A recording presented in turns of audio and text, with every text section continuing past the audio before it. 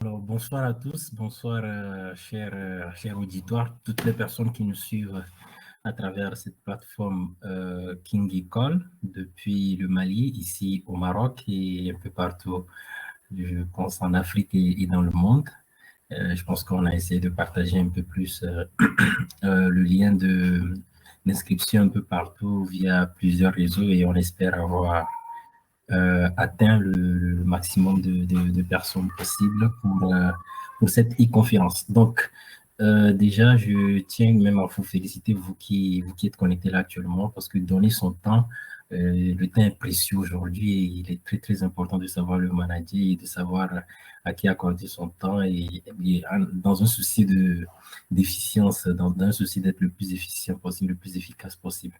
Donc, je vais juste vous rappeler que pour que cette conférence puisse bien se passer, j'aurai besoin de deux choses de votre part. La première des choses, c'est votre temps. Je pense que ça, vous me l'accordez déjà. Et la deuxième des choses, c'est votre attention. Donc, votre attention et votre temps. Si vous m'accordez, on en a pour 1h30, 2 heures. Donc, si vous m'accordez vos 2 prochaines heures et que vous êtes dans votre tête, c'est musique Justin Bieber, je pense que on va pas avancer. Donc, j'aurai besoin de toute votre attention pour qu'on puisse mieux comprendre ensemble et interagir ensemble sur ce thème d'actualité.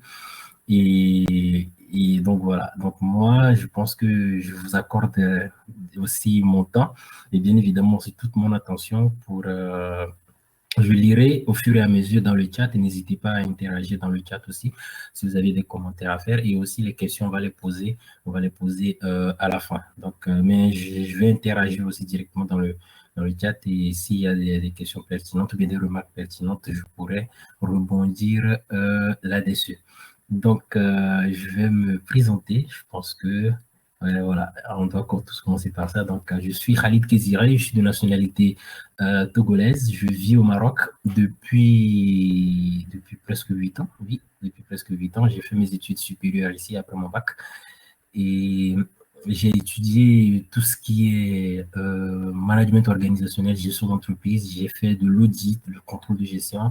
Donc, tout ce qui s'apparente, ou bien tout ce qui tourne autour des sciences de gestion, donc gestion d'entreprise et management. Voilà, je le présente de cette façon un peu plus globale comme ça, parce que aujourd'hui, mes centres d'intérêt touchent plein de domaines. Donc, ça va des sciences de gestion, ça va des sciences de gestion à la diplomatie, à la géopolitique, aux neurosciences, aux nouvelles technologies, au digital et au biomimétisme et pas mal d'autres sujets qui sont intéressants. Donc, ce sont mes domaines de recherche aujourd'hui. Il y a certains domaines dans lesquels je suis un peu plus poussé, je pousse un peu plus mes réflexions, mes recherches, d'autres dans lesquels je suis encore novice, dont j'apprends en attendant de viser plus de spécialités ou bien être spécialisé un peu plus dans ces domaines. Aujourd'hui, je suis Office and Finance Manager de Digital Dynamic. Digital Dynamic, c'est une société dans le domaine du high-tech et du digital, ici à Casablanca. D'ailleurs, c'est deux grosses sociétés, c'est Digital Dynamic et Tech Dynamic, qui sont dans le domaine du digital. Je gère un peu plus toute la partie administrative et financière. Donc, en gros, c'est un titre en griffe de DAF. Donc, ça me permet de manager, de piloter des feuilles de route et pas mal d'équipes pour atteindre une efficacité optimale pour l'entreprise. Donc, à part cela, je suis le porte-parole de la Fondation Trophée de l'Africanité. Donc, c'est une fondation ici aussi au Maroc qui décerne chaque année un trophée des trophées, je veux dire, à des personnalités, à toutes les personnes qui travaillent dans le sens de l'Afrique, qui travaillent pour rehausser l'image de l'Afrique à travers leurs actions, à travers leurs différentes entreprises, tout ce qu'ils font pour aider un peu plus la jeunesse, les femmes africaines, ou disons même l'Africain en général, pour mieux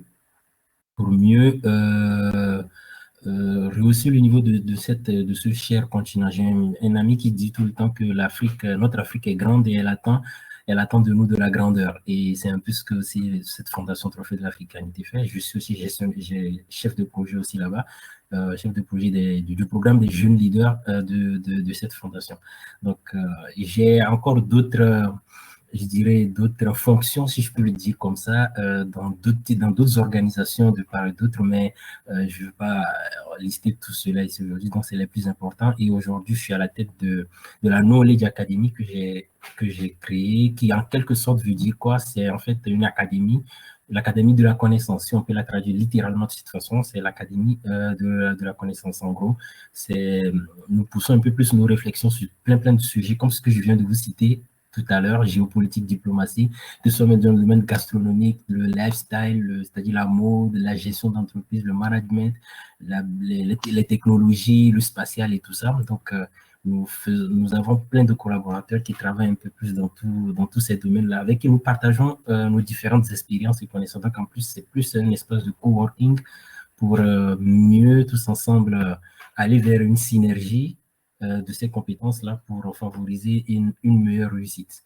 Donc, et dans mes temps libres, et quand je dis dans mes temps libres, un peu plus plus quand j'ai du temps, je fais aussi des conférences sur pas mal de sujets comme ceci, sur la gestion des entreprises, le management, et aussi dans tous ces domaines que je viens de vous citer. Donc, bien évidemment, ce sont des recherches un peu plus poussées, des recherches scientifiques que je fais.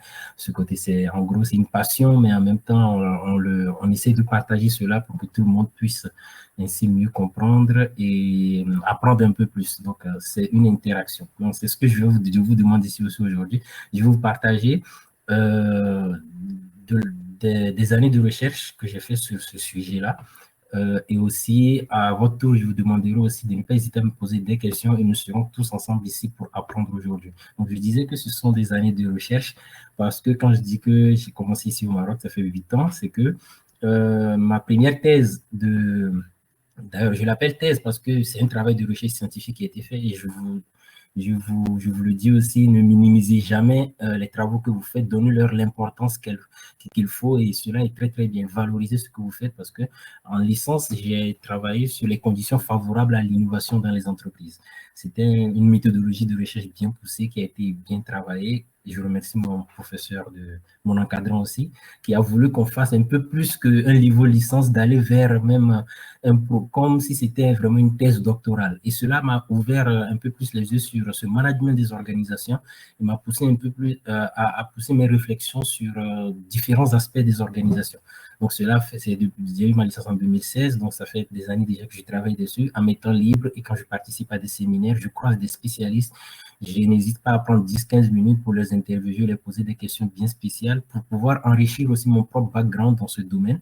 Et chaque année, j'essaie de l'enrichir pour avoir le maximum d'informations possibles et lorsque je présente des conférences de ce genre, de donner le maximum d'informations possibles sur l'actualité managériale de ce qui a été fait, de ce qui se fait aujourd'hui et vers quoi nous allons. Donc, sans plus tarder, les organisations repensaient le modèle de management. Donc, c'est-à-dire avant de commencer, je vais vous laisser lire attentivement ces deux citations. Donc, j'espère que l'écran est bien partagé, que tout le monde arrive à voir. Donc, ces deux premières citations, la première de John Gardner. John Gardner disait que la plupart des organisations malades ont développé un aveuglement fonctionnel à l'égard de leurs propres déficiences. Elles ne souffrent pas d'une incapacité à résoudre leurs problèmes, mais d'une incapacité à voir leurs problèmes. Et Einstein disait, les problèmes significatifs auxquels nous sommes confrontés ne peuvent être résolus au même niveau auxquels nous étions quand nous les avons créés. Donc, je vais vous laisser 30 secondes à 1 minute encore pour que vous puissiez bien lire ces deux phrases parce que tout le sujet de cette conférence va tourner autour de ces deux phrases, de ces deux citations de John Gardner et de Einstein. Et tout au long de la conférence, vous allez comprendre pourquoi est-ce que toute la conférence s'articule sur ces deux phrases. Pour John Gardner, c'est que les organisations, ce n'est pas qu'on ne peut pas résoudre, les organisations ne peuvent pas résoudre leurs problèmes. C'est juste qu'ils ont un aveuglement fonctionnel à voir leurs propres déficiences. Donc, comment est-ce que vous voulez résoudre un problème sans savoir de quoi vous souffrez? Sachez que le management des organisations, l'entreprise elle-même, c'est comme notre vie courante. C'est une pensée que je soutiens carrément d'un de mes mentors, quelqu'un que je suis beaucoup, M. Idriss. Il dit souvent que le domaine scientifique doit être vulgarisé, c'est-à-dire que on peut l'expliquer avec des sujets, avec des termes familiers pour tout le monde. Donc, si je prends cette analogie entre le management des organisations et notre vie courante, John Gardner, tout ce qu'il veut expliquer par là, c'est que si nous nous rendons par exemple chez un médecin et qu'il nous fait un diagnostic, il veut savoir de quoi nous souffrons, comment est-ce que nous voulons être en bonne santé, c'est-à-dire retrouver la santé, alors que nous ne savons pas de quoi nous souffrons. Vous voyez? Donc, c'est ça le problème des organisations. Ce n'est pas qu'ils ne peuvent pas résoudre leurs problèmes. Sachez que l'être humain est au-dessus de toutes ces créations. Ça, c'est sûr et certain. L'être humain, toute l'humanité, depuis les Homo sapiens, les premiers hommes, tout ça, nous avons été constamment en évolution et en apprentissage.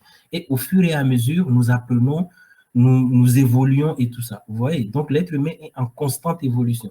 Et nous pouvons résoudre tous nos problèmes. C'est juste que, d'abord, pour résoudre un problème, il faut d'abord commencer à savoir de quoi nous souffrons. C'est de ça que John Gardner veut parler ici. Et Einstein dit, les problèmes significatifs auxquels nous sommes confrontés ne peuvent être résolus si on a le même niveau de pensée auquel nous étions quand nous les avons créés. Donc, ce qui veut dire que nous devrons passer une étape pour pouvoir résoudre nos problèmes. On ne peut pas rester dans le même niveau de pensée. C'est comme cette phrase qui dit souvent que vous répétez les mêmes erreurs et vous vous attendez à des résultats différents. C'est tout ce que cela veut dire, cette citation d'Einstein. Les mots sont un peu plus compliqués et tout ça pour mieux comprendre, mais à expliquer comme ça, pour mieux résoudre vos problèmes, vous ne pouvez pas rester dans le même niveau de pensée dans lequel vous étiez quand vous les avez créés. Parce que les problèmes ici, ce n'est pas la nature qui les a créés, c'est nous-mêmes qui les créons, c'est nous qui façonnons tout cela. Donc, je pense que ces deux citations, c'est ça qui va distinguer l'armature de de toute cette conférence. Donc,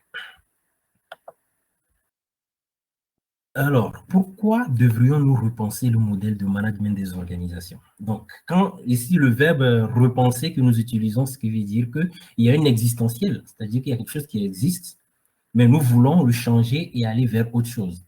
Donc, ce qui veut dire qu'il y a un problème, il y a une déficience avec ce qui existe. L'existentiel, il y a une déficience.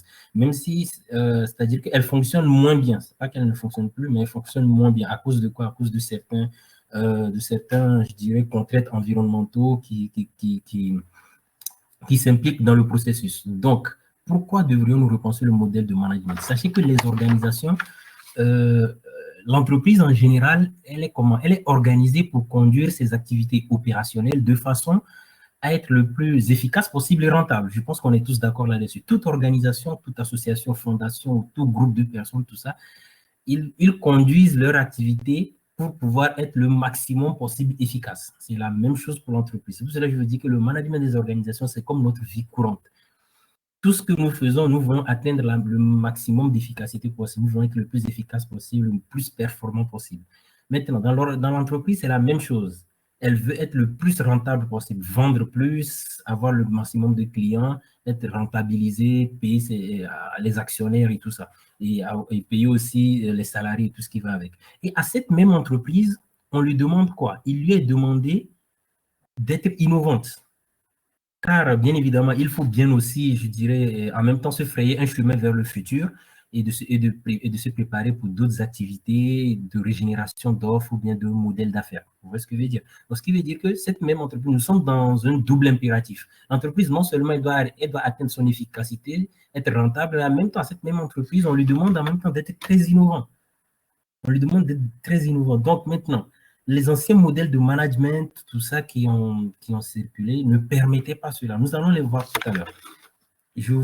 Mais avant cela, il faut qu'on arrive à enlever certaines croyances de notre tête. La première croyance, c'est celle-ci. Est-ce que l'entreprise est une machine? C'est une première question. Est-ce que l'entreprise est-elle une machine? On a tous cette idée derrière la tête, elle est vieille, hein, de plus d'un siècle, que l'entreprise est une machine. C'est-à-dire que c'est une espèce de, comment je vais l'appeler, une espèce de mécanique dans laquelle nous avons quoi? Une division de travail. Oui, c'est-à-dire que, en fait, c'était une théorie, c'était la théorie organisationnelle par excellence du 19e siècle. Au 19e siècle, c'était la théorie organisationnelle par excellence. C'est-à-dire c'est ça qui marchait. D'accord? Mais aujourd'hui, est-ce que cela marche? Ça marche moins bien. Mais on est tous d'accord que spécialiser les tâches dans une entreprise, pour les managers, s'il y a des managers qui nous suivent ici, spécialiser les tâches dans une entreprise nous permet d'avoir une meilleure ligne de production et nous permet de faire beaucoup plus de production, je veux dire. Et cela conduit bien évidemment à la division du travail. Mais quand je parle de division du travail, qu'est-ce que cela veut dire? Division du travail, pour ceux qui ne sont pas dans le domaine du management et tout, peut-être ne pourront pas comprendre, mais division du travail, ça veut dire quoi? Quand vous voyez une carte de visite, les personnes qui nous suivent, ceux qui ont des cartes de visite et tout ça, vous allez voir le titre. Votre titre correspond à votre division de travail dans votre entreprise. Du coup, quand vous demandez à une personne comment est-ce que vous êtes organisé, qu'est-ce qu'elle fait? Elle va commencer à vous expliquer son organigramme. C'est-à-dire que nous sommes, voilà notre organigramme, on a le boss, on a tel, on a tel, on a tel département, et il va vous expliquer ça. C'est ça l'organigramme. Donc, ce qui veut dire que pour que cette organisation machine marche, il faut que l'ensemble des bouts de l'organigramme fonctionne.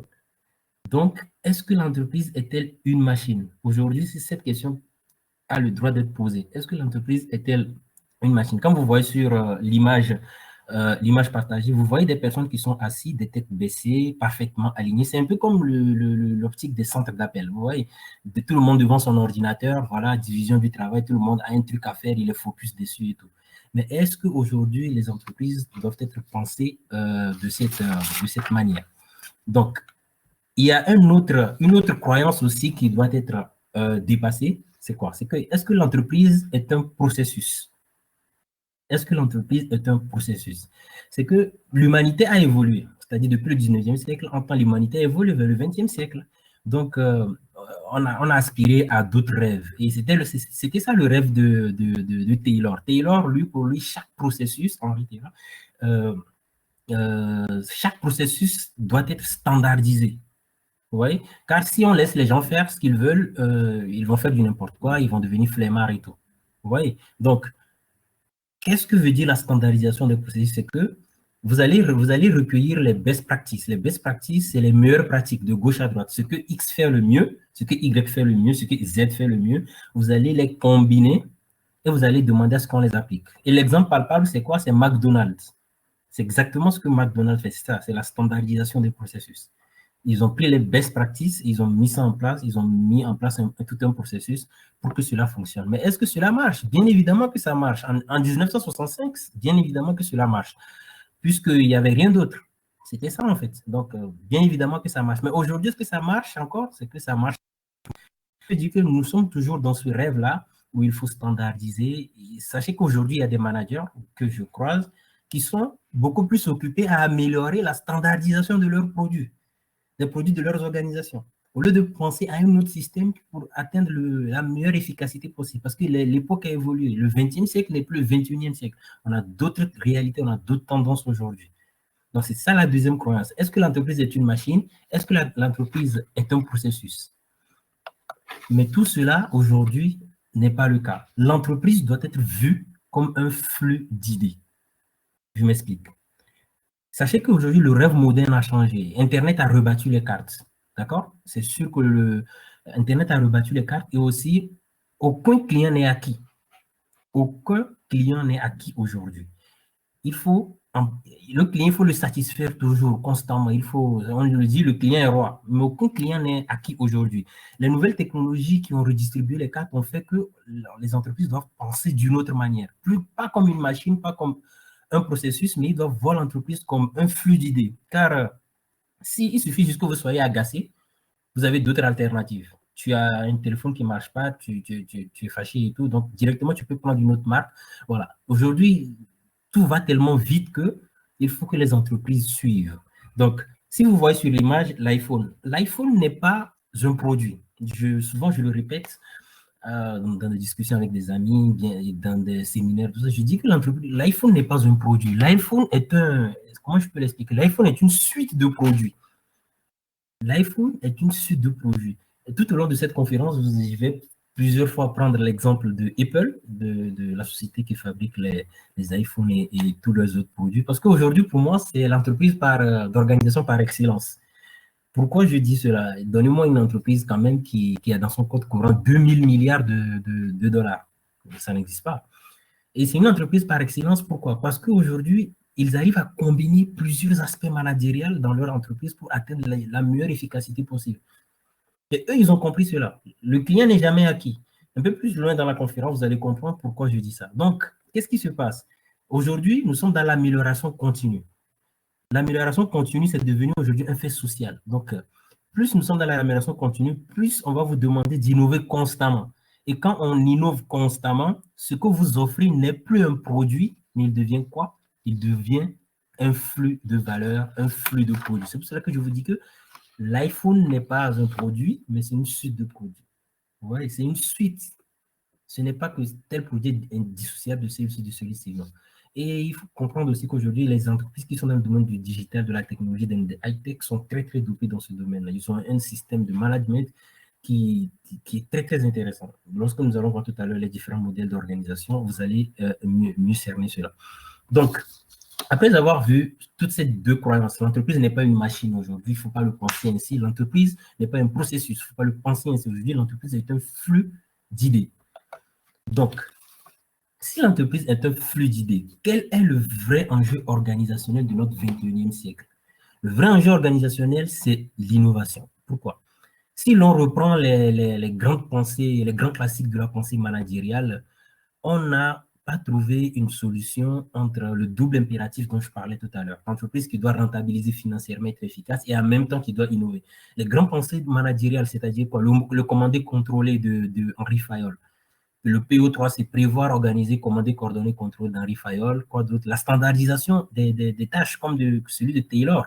Ou encore le management par objectif de Peter Drucker ou la théorie X ou la théorie Y de McGregor, la coaction par Mary Parker, par exemple, ou encore l'école des ressources humaines d'Elton Mayo, ou le leadership démocratique à la Kurt Lewin. Le leadership démocratique, ça veut dire quoi? C'est entre le laisser-faire et l'autoritarisme. Aucune de ces grandes classiques managériales ne peut aujourd'hui donner une solution exacte à ce double impératif. Donc aujourd'hui, le vrai enjeu, c'est quoi? C'est l'innovation. Le double impératif, c'est quoi? Bien sûr que ces pensées managériales ont humanisé le management, on est d'accord. Je ne dis pas qu'ils n'ont pas, ils ne sont pas efficaces. Non, ils ont apporté leur aide. Mais à un moment donné, il y a eu une évolution. Il faut aller vers cette évolution. Donc, mais ces pensées-là ne permettent plus de combiner le management des opérations. Opérations, flux, rentabilité, tout ça, et une posture managériale favorable à l'innovation. Tout à l'heure, je vous parlais que ma toute première thèse parlait de ça, les conditions favorables à l'innovation. Et c'est une remarque que j'ai pu faire à travers les théories qui existent, et je l'ai vu sur le terrain.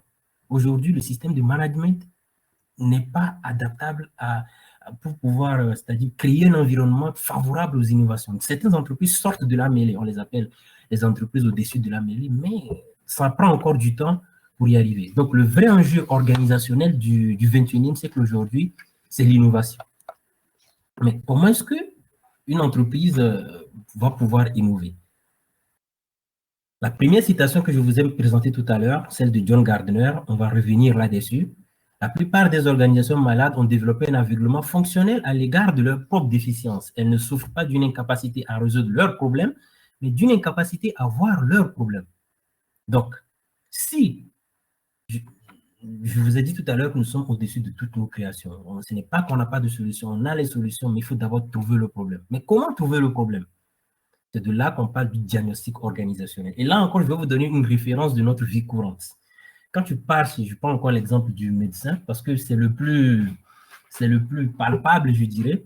Le médecin, il te fait un diagnostic pour savoir si tu vas bien, un bilan de santé. Tu fais un bilan de santé. Est-ce que ça va, tu vas bien, tu n'as pas mal quelque part, il faudrait réduire ta consommation de graisse, il faudrait réduire les calories, tout ce qui va avec. Donc, il te fait un diagnostic. C'est la même chose que l'organisation des entreprises. C'est pour cela, sincèrement, toutes les personnes qui nous suivent et qui sont dans le domaine de la recherche, dans le domaine de la recherche scientifique, essayez de vulgariser le maximum possible les recherches scientifiques pour qu'elles soient accessibles à tout le monde. Les références dans nos propres vies, dans notre vie courante, elles sont multiples. Pour moi, cette conférence, je dois être capable de la faire dans mon dialecte à une femme du village pour qu'elle me comprenne. Parce qu'on a un peu l'impression comme si certains domaines, en fait, sont juste accessibles à certains types de personnes, à certaines élites. Mais non, ça ne doit pas être comme ça. Il faut qu'on puisse être capable d'expliquer ce que nous avons compris à d'autres personnes dont en brief, on pense que leur profil n'est pas adapté ou bien ne peuvent pas comprendre cela. Oui, on peut le faire. Je donne l'exemple aujourd'hui, je m'écarte un peu, mais je donne l'exemple aujourd'hui de M. Moustapha Belkhayat, c'est le triple champion du monde du trading. Qu'est-ce qu'il a fait?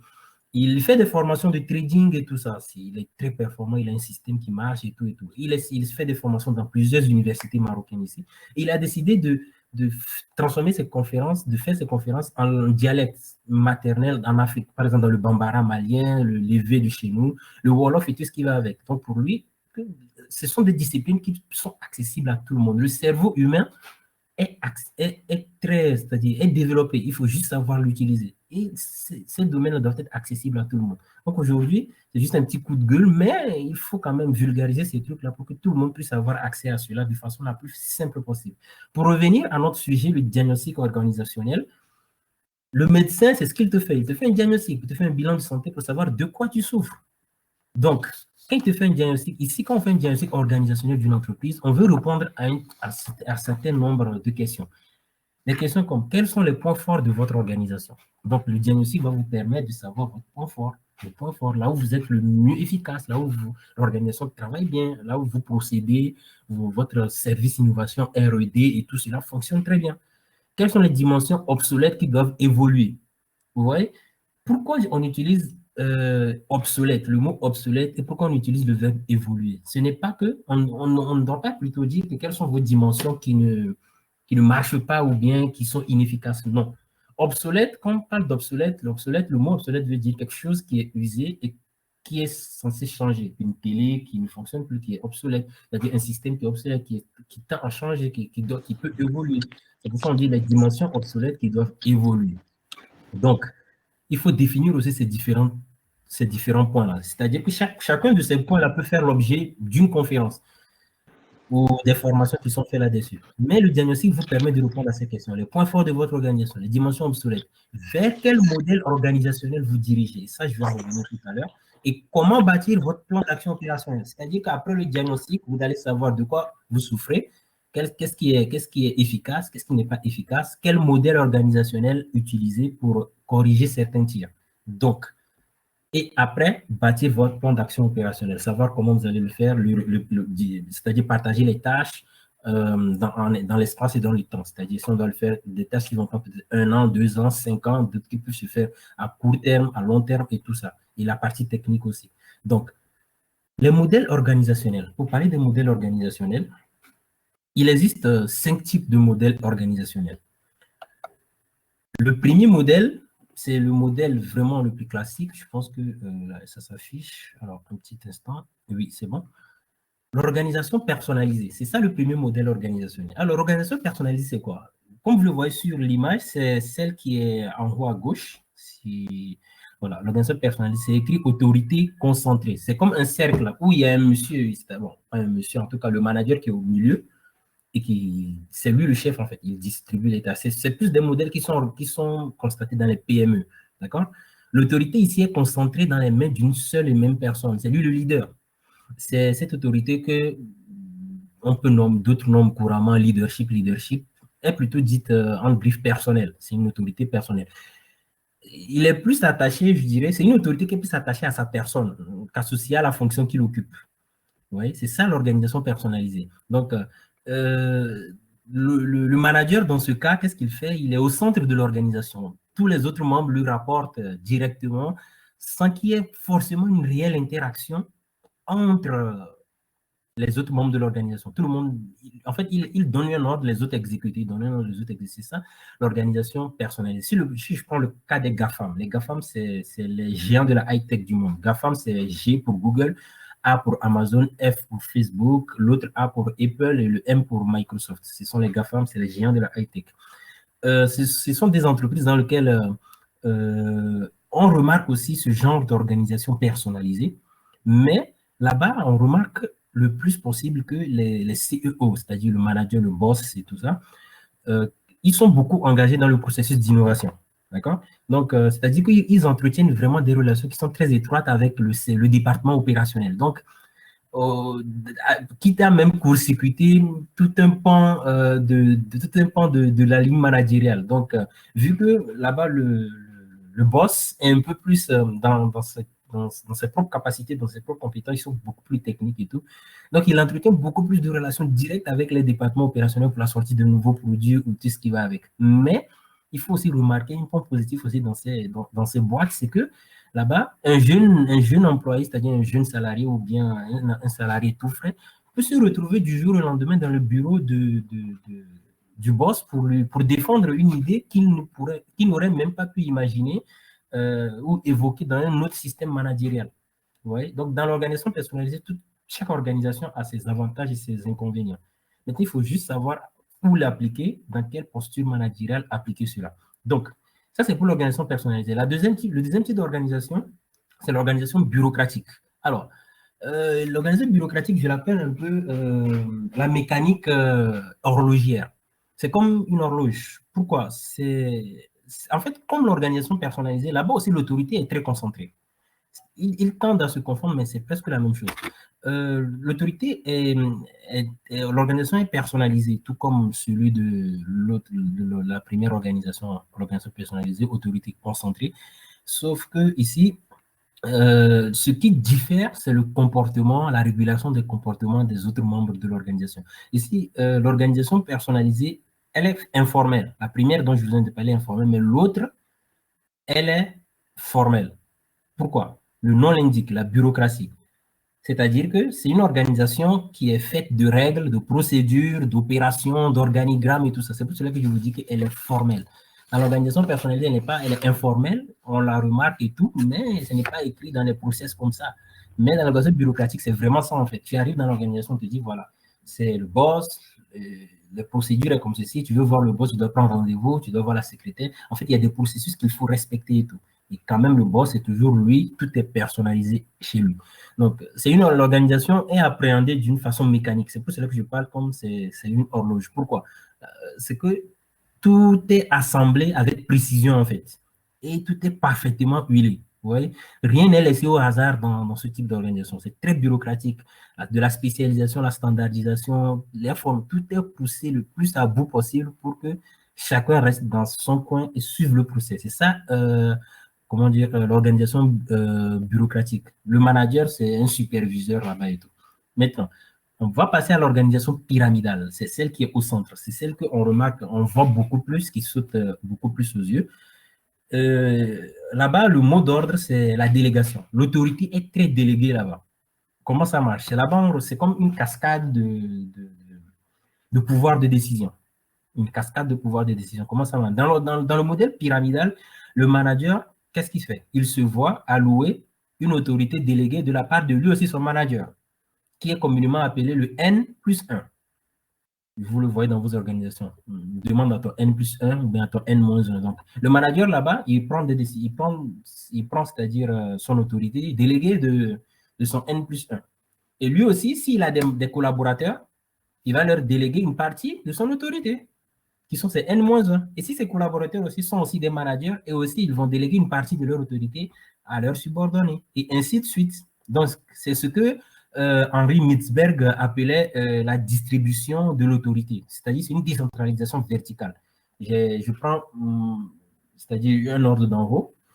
Si j'ai d'autres personnes aussi en bas de moi, je leur donne. C'est pas forcément que je leur délègue tout, mais c'est-à-dire qu'une partie de l'autorité aussi, ils vont faire, jusqu'à ce que le dernier maillon aussi est l'information, bien est l'ordre, l'autorité, et lui aussi, il va essayer d'exécuter la tâche qui est demandée. Voilà un peu ce que c'est que l'organisation pyramidale. Donc, c'est comme une pyramide, une cascade, parce que ça tombe. Il y a des étapes et tout et tout. Chacun prend son ordre de quelqu'un, et c'est ça. C'est ça l'organisation pyramidale. L'avant-dernière, c'est l'organisation duale. Alors, dual vient de quoi? Vient du mot deux.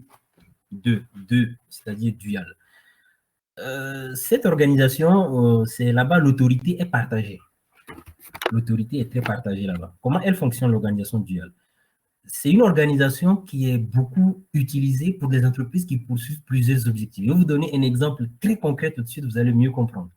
C'est-à-dire que les entreprises qui sont dans l'organisation duale, ce sont des entreprises qui ont des fois des doubles objectifs très stratégiques qui sont différents et non hiérarchisables. C'est-à-dire que les objectifs sont différents, mais on ne peut pas les hiérarchiser. Alors, qu'est-ce qui se passe? Ici, l'organisation est partagée entre, d'une part, ceux qui sont en charge d'obtenir des résultats liés à l'activité et à la finalité de l'organisation. Et d'autre part, il y a ceux qui sont en charge de la gestion des ressources humaines, financières, technologiques. Je vous donne un exemple. La mission Apollo 11, la première personne à avoir mis les pieds sur la Lune, elle a été envoyée, cette mission a été réalisée grâce à une organisation duale. Pourquoi? On avait d'une part les Américains qui avaient un double objectif. Le premier objectif, c'est de faire quoi? Ils devaient être à la fois irréprochables d'un point de vue technique pour pouvoir assurer le lancement bien ordonné de la mission Apollo, le lanceur Apollo. Et en même temps, ils avaient un autre objectif, c'est en même temps être les plus rapides pour court-circuiter ou bien continuer à dévancer les soviétiques. Ouais, donc ils avaient un double objectif. Ils avaient un double objectif.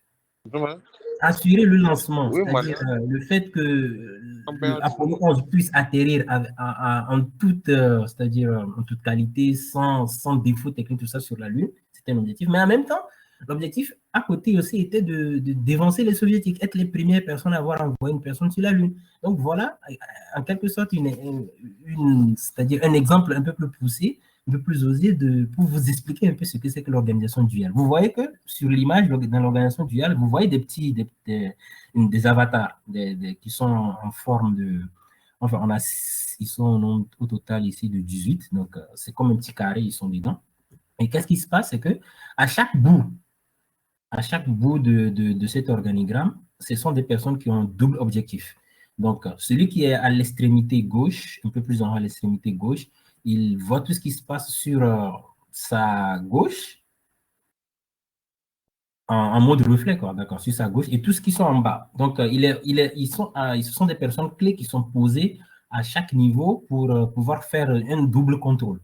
Donc, ce sont des organisations qui poursuivent un double objectif.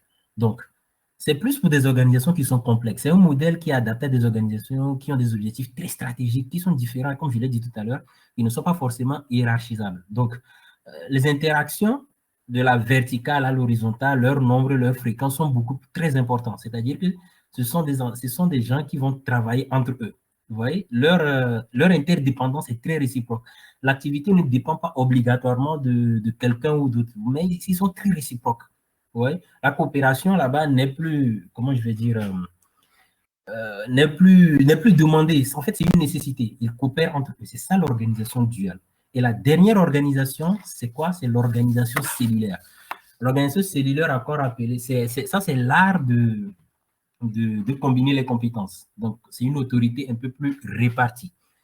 L'art de combiner les compétences. Alors, comment marche l'organisation cellulaire? Ici, l'autorité, comment est-ce qu'elle fonctionne? En fait, l'ensemble des membres de l'organisation ils portent collectivement la responsabilité, c'est-à-dire la performance produite. C'est-à-dire qu'il y a un risque, nous tous nous partageons le risque. Elle est différente de l'organisation pyramidale. C'est là la différence. Dans l'organisation pyramidale, c'est la délégation. Mais dans l'organisation cellulaire, on a un autre mot qui s'appelle la subsidiarité. Je vous rappelle que la délégation, déléguer, c'est quoi? Déléguer, c'est confier une mission à quelqu'un, une activité ou à une personne, à tout ce que vous voulez, en lui donnant bien évidemment, je dirais, le pouvoir d'agir, de faire ce qu'il veut, d'agir en conséquence, mais en continuant à assumer la responsabilité du résultat final. Mais dans la subsidiarité, l'organisation, c'est-à-dire celui qui donne l'ordre, il positionne le pouvoir de décision le plus près possible de l'action. Mais on assume collectivement la responsabilité de la performance produite, c'est-à-dire la performance, le résultat final. Vous voyez? Donc là-bas, la taille des équipes, c'est le principal facteur. Il faut avoir des équipes pour pouvoir essayer de distribuer cette autorité. Je vais vous donner l'exemple de l'entreprise Amazon. Dans l'entreprise Amazon, ils ont ce qu'ils appellent la Pizza Team. Pizza comme pizza que nous mangeons. C'est pour cela que je vous dis, le management des organisations, c'est vraiment de la vie courante. Quand vous y plongez dedans, vous allez voir qu'il y a plein de similitudes avec ce que nous faisons tous les jours. La pizza comme une pizza que nous mangeons, donc ils ont quelque chose qu'on appelle Pizza Team. La Pizza Team, c'est quoi? Une Pizza Team, c'est pour signifier que la taille d'une équipe ne doit pas dépasser le nombre de personnes nécessaires que l'on peut nourrir avec 2 pizzas, c'est-à-dire 8. Donc, ils font des petites équipes. Donc, quand on dit qu'on doit former une Pizza Team, ils savent déjà combien de personnes doivent être dans chaque équipe. Et cela permet de partager l'autorité, d'être beaucoup plus cellulaire, de miser sur les différentes compétences et d'avancer. Si aujourd'hui ces entreprises sont au-dessus de la mêlée, les GAFAM que je viens de citer tout à l'heure sont au-dessus de la mêlée, ce n'est pas un hasard, ce sont des gens qui ont étudié plein d'aspects managériels pour pouvoir atteindre une efficience possible, une efficacité possible. Une efficacité possible. Il y a, je n'avais pas prévu dans la conférence parler de ça, je viens juste de me rappeler, il y a toute une notion qui s'appelle le design thinking. Peut-être l'objet d'une autre conférence qui est très intéressante. Le design thinking, c'est quoi? C'est d'utiliser des solutions simples pour résoudre des problèmes très sophistiqués. Et ça fera probablement l'objet d'une autre conf, en tout cas, que je fais généralement. Donc, le design thinking nous permet de résoudre des problèmes complexes avec des solutions très simples. Et ça passe par des trucs simples aussi. Il faut, par l'observation, par le questionnement, par, c'est-à-dire se substituer au client ou à la personne sur l'échantillon que nous voulons étudier. Donc, je vais revenir dessus un peu plus tard. Donc, voilà les 5 types d'organisations qui existent. Donc, je vous parle de ça parce que tout à l'heure, je vous ai parlé de quoi? Je vous ai parlé du diagnostic organisationnel. Pour que les entreprises savent de quoi elles souffrent pour pouvoir trouver des solutions et vers quel modèle organisationnel se diriger. Donc, après tout cela, là, vous saurez quel modèle organisationnel faire. Mais il y a une petite nuance. Ce n'est pas qu'on va adopter forcément une des organisations pour toute une entreprise. Vous pourriez adopter un type d'organisation pour un département donné, un autre type d'organisation pour un autre département, un autre pour ceux qui vont prendre des décisions. Mais il faut juste savoir bien les combiner pour pouvoir arriver à la meilleure efficacité. C'est ça. Ce sont les différents types d'organisations qui existent. Maintenant, il faut juste savoir les combiner pour pouvoir arriver à une meilleure efficacité. Donc, organisation personnalisée bureaucratique qui sont un peu plus ensemble. Pyramidale, c'est comme une cascade, elle est beaucoup plus verticale. Organisation duale pour les entreprises qui poursuivent deux objectifs stratégiques à la fois. Je vous ai donné l'exemple d'Apollo 11 et l'organisation cellulaire où on mise beaucoup plus sur les compétences et former des équipes pour pouvoir avancer. Vous voyez, donc c'est les 5 types d'organisations qui existent. Maintenant, au vu de tout cela, c'est-à-dire lorsque nous avions, diagnostiqué notre entreprise, comprendre de quoi elle souffre et vouloir apporter des solutions, nous allons rebondir sur la deuxième citation que je vous ai présentée, celle de Einstein, qui dit « Les problèmes significatifs auxquels nous sommes confrontés ne peuvent être résolus au même niveau de pensée que celui auquel nous étions quand nous les avons créés. » Je l'ai expliqué tout à l'heure. Pour pouvoir résoudre un problème, on doit se surpasser, on doit quitter ce stamina, c'est-à-dire cette croyance dans laquelle nous étions quand nous avons créé nos problèmes. Personne ne les a créés pour nous. C'est l'humanité qui fait toujours tout. Donc, pour pouvoir résoudre le problème, il faut se dépasser et aller vers autre chose pour pouvoir résoudre le problème. Lorsque cette conférence a été publiée un peu dans les réseaux sociaux, vous avez vu cette phrase qui est passée. Entre un modèle de société hyper connecté et un mode de management à l'ancienne, je viens de vous présenter, est-ce que l'entreprise est un processus, est-ce que l'entreprise est une machine? Donc, ce sont des modèles de management un peu plus à l'ancienne. Mais comment faire mieux fonctionner les dynamiques vitales de l'entreprise?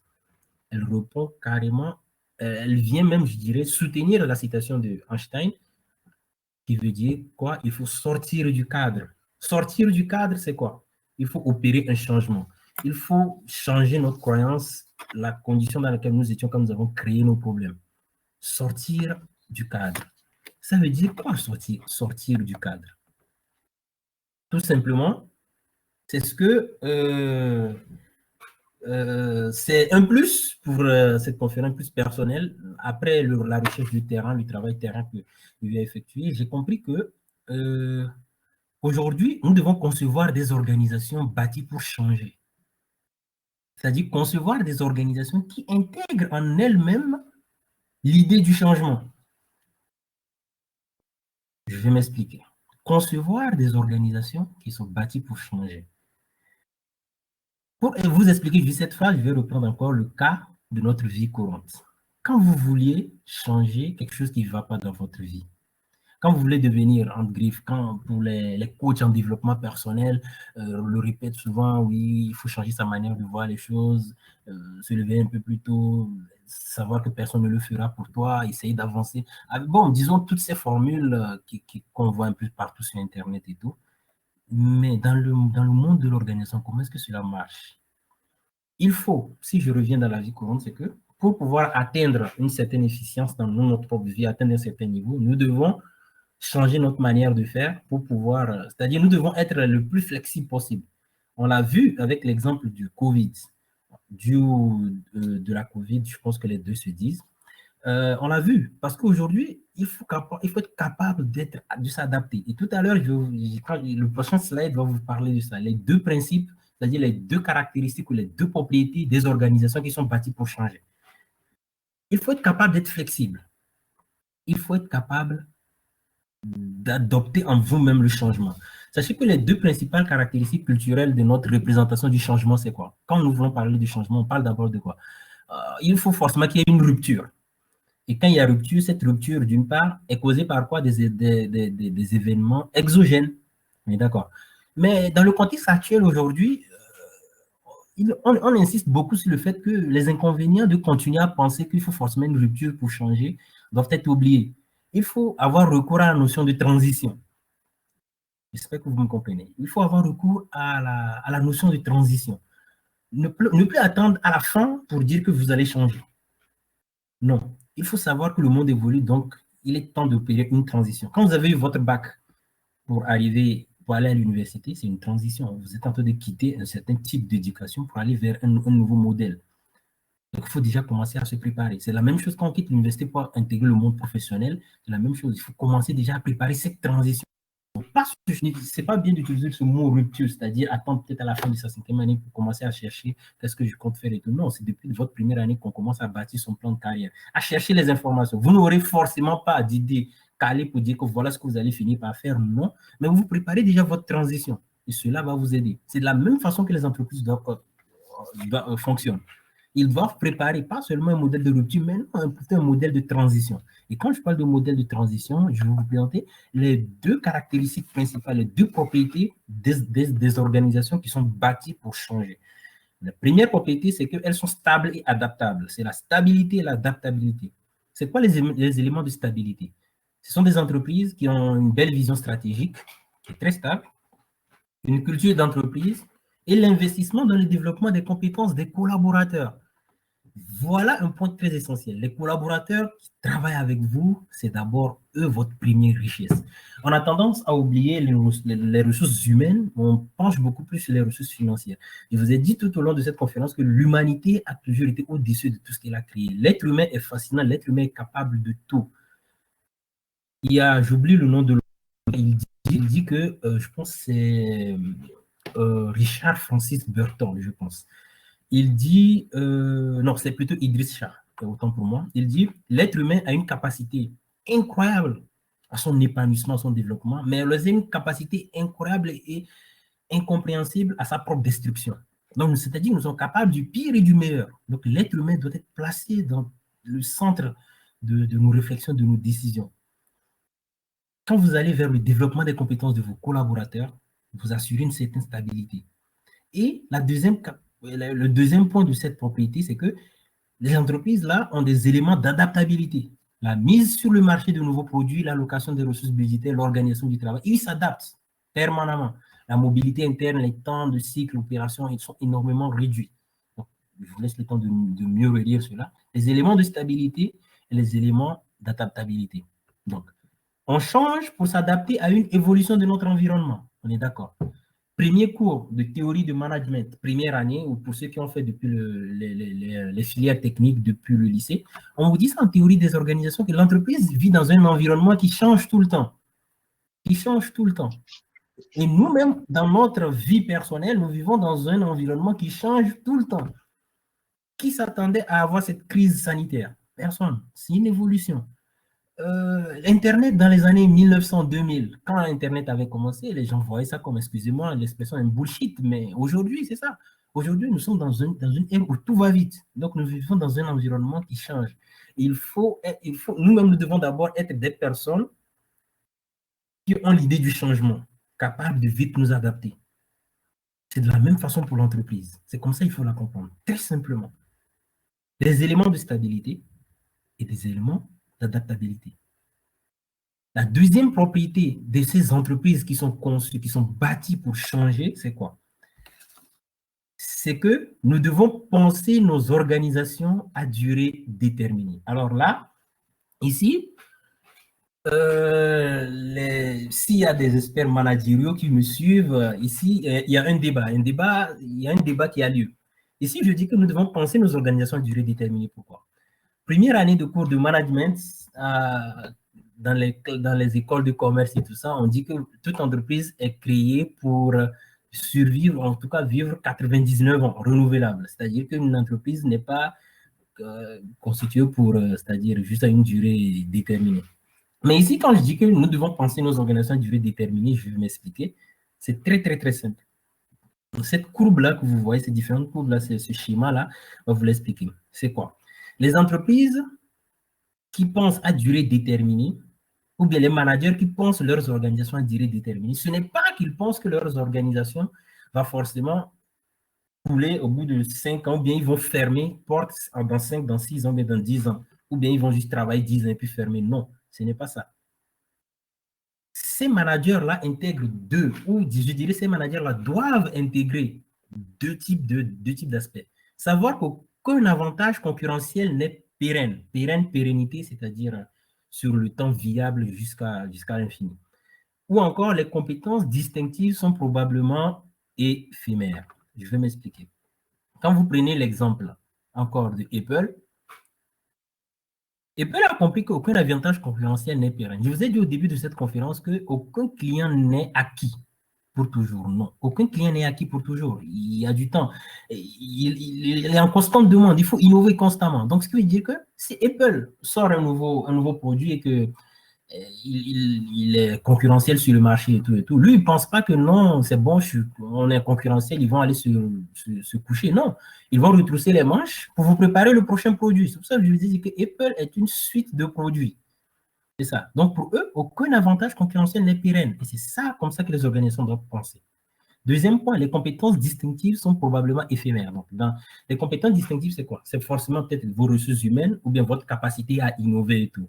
Éphémère, c'est-à-dire que ça peut disparaître dans le temps. Donc, pour eux, leur compétence, l'innovation qu'ils viennent de mettre sur le marché peut disparaître. Donc, il faut être en constante innovation. Et ça rejoint ce que je disais au début. C'est ça qu'on demande aux entreprises aujourd'hui, c'est cette capacité d'innover. C'est cette capacité d'innover. C'est cette capacité d'innover. Être en constante, vouloir chercher plus, même chez vos propres collaborateurs. Leurs compétences, les compétences que nous avons aujourd'hui, que j'ai aujourd'hui, peut-être d'ici dans 10 ans, personne n'en voudra parce qu'il y a une nouvelle, c'est-à-dire il y a des nouvelles techniques qui sont sur le marché, tout ça. Donc, je dois me former moi aussi. C'est ça, le management, quand je vous dis qu'il fait partie intégrante de notre vie. Ce que vous étudiez aujourd'hui, c'est forcément dans 10, 20 ans, ce ne sera pas la même chose.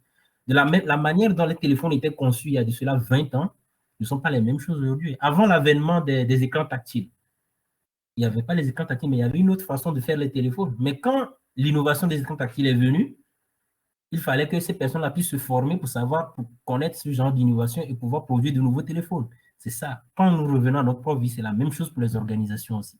Vous voyez? Donc, ces organisations-là, ils s'organisent, c'est-à-dire, bon, ces structures, ils s'organisent pour changer autrement dans l'urgence que dans la contrainte. Sur la courbe, vous voyez clairement que nous avons une courbe, c'est-à-dire à chaque fois qu'une organisation sort un produit, si je prends le cas de l'iPhone, il y a une pente, il y a une courbe en fait, elle se développe et arrive à maturité. Mais ils n'attendent pas le déclin du produit. Au même moment, ils vont déclencher intentionnellement le changement, c'est-à-dire ils vont préparer le nouveau produit qui va suivre. Donc, ils anticipent. Ce qui veut dire qu'eux, ils font des changements intentionnels en urgence, mais pas sous la contrainte. Ils n'attendent pas que non, le produit, personne n'en veut plus. Non, non, non. Ils vous proposent plus. Et ils savent que le client doit être constamment gagné. Un client n'est jamais acquis. Il faut, du jour au lendemain, il peut partir. C'est comme aujourd'hui, si je reviens encore un exemple dans notre vie active, écouter de la musique aujourd'hui. Cette semaine, tel artiste sort cet album. La semaine prochaine, il y a l'autre qui sort. Dans 2-3 jours, l'autre sort un album. Donc, je suivais une interview tout récemment d'un artiste Il disait qu'aujourd'hui, la musique se consomme très vite. Les gens ne prennent pas vraiment le temps de comprendre un projet d'un artiste, tout ça, tout ça. C'est parce que la musique, il y a tellement de choses qui sortent tout le temps que maintenant on a des préférences, mais même pas des préférences. On consomme ça aujourd'hui, demain il y a un nouvel album, on l'écoute, demain il y a ci, demain il y a ci. Oui, donc ça devient compliqué. Le client n'est jamais acquis. Là, nous sommes les clients, c'est nous, on consomme cela et on n'est jamais acquis. Demain, j'écoute ton projet. Si dès le premier abord, je ne l'ai pas capté, je n'ai pas compris, je peux dire que bon, elle est nulle. Quelqu'un d'autre peut dire que non, le projet est bien. C'est ça, en fait, quand on revient dans notre vie active. Donc, c'est ça l'organisation. Ils n'attendent pas que le produit soit en déclin avant de lancer la prochaine fois. Donc, qu'est-ce qu'ils font? Ils déclenchent intentionnellement le changement. Donc, qu'est-ce qu'ils font? Ils provoquent le changement au lieu de la subir. Et quand ils provoquent le changement, bon, bien évidemment, ceux qui ne veulent pas suivre ne font que subir. Donc, concevoir des organisations qui sont bâties pour changer. En résumé, ce sont des organisations qui considèrent le plus possible que l'avantage concurrentiel n'est pas pérenne, ce que je vous explique, et que les compétences sont probablement éphémères. Il faut être en constante évolution. Les entreprises qui se démarquent vraiment dans ce domaine aujourd'hui sont les entreprises des nouvelles technologies ou ceux qui sont vraiment dans le digital. Ils comprendront cette analogie que je veux faire, c'est-à-dire que l'entreprise vit en mode bêta, en version bêta. La version bêta en mode technologie, ce n'est pas la version finale, mais c'est toujours la version qu'il faut améliorer. Donc, l'entreprise vit dans un monde bêta. Pour ceux qui sont dans le domaine de technologie, comprendront l'analogie. Mais à expliquer tout simplement, c'est que l'entreprise vit dans une perpétuelle amélioration. Vous voyez? Donc, aujourd'hui, c'est un modèle qui n'arrive pas à se généraliser à court terme. Ça va prendre du temps. Mais c'est sûr que d'ici long terme, les gens vont commencer à l'adopter et comprendre que c'est ce qu'il faut faire, c'est comme ça qu'il faut repenser nos organisations. Sachez que c'est une révolution. Hein. Aujourd'hui, quand Apple, tout ça là le font, c'est difficile à implémenter, mais ça va prendre du temps. Mais sachez que il y a Arthur Schopenhauer qui dit, pour ceux qui suivent mes conférences, ils savent que j'adore parler de cette citation, c'est que toute révolution, tout changement, si elle est appelée à être une révolution, passe par 3 étapes. D'abord, elle est ridicule, après, elle est dangereuse, après, elle est évidente. Ridicule, dangereux, évident. Toute révolution dans le monde entier, toute révolution, elle est systématiquement, inéluctablement, qu'elle passe par 3 étapes. Ridicule, dangereux, évident. 3 étapes. Je vous donne un exemple. Le droit de vote des femmes. Aujourd'hui, quand on dit que les femmes votent, oui, les femmes votent, mais dites-vous qu'en 1789, lors de la proclamation c'était quoi déjà? Des droits de l'homme et de la citoyenne, des droits de l'homme et du citoyen plutôt, et la citoyenne dans ce cas. Genre, une femme, c'est-à-dire qu'à fin 19e siècle, le motif pour interner une femme dans un asile, vous savez, c'était quoi? La femme, elle lit des livres. À l'époque, c'était très compliqué. Les gens faisaient quand les femmes font des manifestations, ils les attrapent, ils les torturent et puis ils les brûlent. Donc ça passe à quoi? À dangereux. D'abord, c'est ridicule. Une femme qui dit que non, je veux voter, je veux lire un livre, les hommes rigolent. Qui va faire la vaisselle, qui va faire la cuisine? C'est ridicule. Après, elles font des manifestations et on les brûle, on les torture et tout. Ça devient dangereux. Mais elles se sont battues. Aujourd'hui, on dit qu'une femme vote, les femmes votent. And so what? On trouve que c'est tout à fait normal. Donc, même si dans certains pays, il y a encore cette évolution qui n'est pas encore arrivée, mais voilà un exemple palpable de ridicule, dangereux, évident. Si vous voulez même, je vais me faire plaisir, je vous donne un deuxième exemple. Les chaussures que nous portons. Sachez qu'à l'époque de Napoléon, il n'y avait pas de chaussures pied droit, pied gauche. Elles n'existaient pas. Il y avait juste un seul type de chaussures et tout le monde le portait. Mais dites-vous qu'aujourd'hui, les chaussures que nous portons pied droit, pied gauche a fait l'objet du ridicule, du dangereux et de l'évident. C'était dans le domaine militaire. C'était un des généraux de Napoléon qui lui disait « Ah, mais si, j'ai une idée, si on faisait des chaussures pied droit, pied gauche. » On l'a dit « Mais toi, tu es fou. Napoléon est occupé à dominer, à essayer de dominer le monde et tout. Toi, tu veux nous ralentir avec...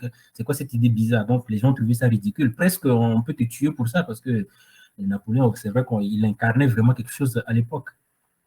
Mais après, quand ils l'ont fait, c'est devenu une révolution industrielle. C'est devenu une innovation par excellence. Aujourd'hui, on porte des chaussures, on ne sait pas qu'il y a eu une époque où des gens étaient tués parce qu'ils ont demandé à leur cordonnier de faire cela. Ouais. Donc, si, imaginez, vous allez chez le cordonnier et puis vous dites non, c'est votre pied qui doit se faire à ma chaussure et non votre chaussure qui doit se faire à mon pied. C'est incroyable. Mais dites-vous que c'est passé aussi par ça, ridicule, dangereux, évident. Et pour revenir à ceci, c'est que nos organisations aujourd'hui vont passer par cette étape. Sauf qu'aujourd'hui, la vraie question le challenge que je vous donne de vous poser, c'est quoi? C'est que qu'est-ce qui est aujourd'hui ridicule et qui sera évident dans quelques années? C'est ça la question. Qu'est-ce qui est ridicule de nos jours, mais qui sera forcément évident? Même si aujourd'hui, ridicule, dangereux, évident, ça va très vite, dans les années 1700 et tout ça, ça prend 100 ans, 50 ans et tout ça. Mais aujourd'hui, à cause d'Internet, tout ça, les choses vont très vite. Mais qu'est-ce qui est ridicule aujourd'hui dans ta propre vie, ou bien qu'est-ce que tu penses qui pourra être évident dans quelques années? Voilà une des questions qu'il faut se poser dans ce 21e siècle. Très, très important. Donc, nos organisations doivent être pensées à durée déterminée. C'est-à-dire qu'il faut tout le temps déclencher le changement, essayer d'aller plus, essayer de proposer plus, essayer d'avancer le mieux possible. Voilà les deux propriétés phares des entreprises qui sont conçues pour changer, c'est-à-dire qui sont bâties pour changer. D'accord?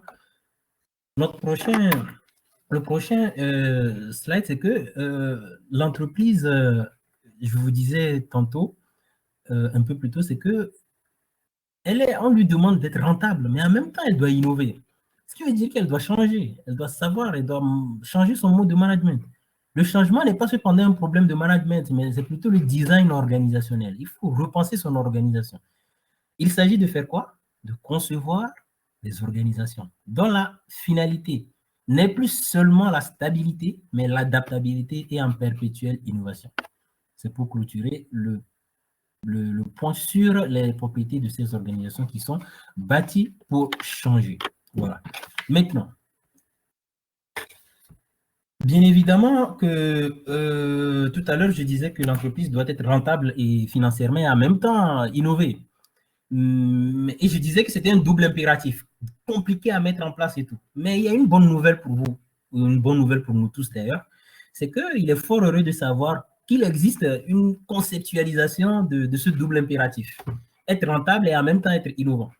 Qui s'appelle quoi? L'ambidextrie organisationnelle. Alors, je vous laisse 2-3 secondes pour mieux appréhender ce mot. L'ambidextrie organisationnelle, c'est l'un des points clés de toute cette présentation. L'ambidextrie organisationnelle. N'hésitez pas, si vous aviez dans le chat, essayez de vous interagir, il n'y a pas de souci. Donc, l'ambidextrie organisationnelle, c'est quoi? C'est quoi une personne ambidextre? C'est quoi le mot ambidextre? Qu'est-ce que cela veut dire? L'ambidextrie, c'est un terme qui est utilisé pour qualifier la capacité de combiner des compétences de nature différente. Déjà, pour commencer, c'est ce que l'ambidextrie veut dire. Et quand on le ramène dans le domaine organisationnel, c'est la capacité d'une entreprise à opérer le double registre de l'exploitation et de l'exploration. Exploitation opérée, exploration innovée. Donc, le double impératif. Je disais tout à l'heure, le premier impératif, c'était que l'entreprise doit travailler, être rentable, être efficace. C'est ça l'exploitation. L'exploration, c'est innover. C'est la partie de l'innovation. Donc, l'ambidextrie organisationnelle, c'est la capacité d'une entreprise à pouvoir opérer ce double registre. Il n'est pas évident, mais il est faisable. C'est ça l'ambidextrie organisationnelle. Une organisation ambidextre, c'est ça. Il doit être capable de conjuguer continuité de changement et de mener, c'est-à-dire simultanément, tout ce qui est exploitation et exploration. Vous voyez? Donc, un individu ambidextre, ou bien les personnes ambidextres, ce sont des capables qui sont à la fois capables de mener des activités d'exploitation, ça veut dire quoi? Produire des connaissances actionnables dans le cadre de leurs fonctions, et en même temps des activités d'exploration qui impliquent de s'engager activement dans le recherche des connaissances et de pratiques nouvelles. Ici au Maroc, depuis 8 ans, j'ai vraiment eu la chance de renforcer mes compétences beaucoup plus dans le domaine associatif. Le domaine associatif m'a tellement appris, m'a tellement appris beaucoup de choses sur le management des équipes et tout.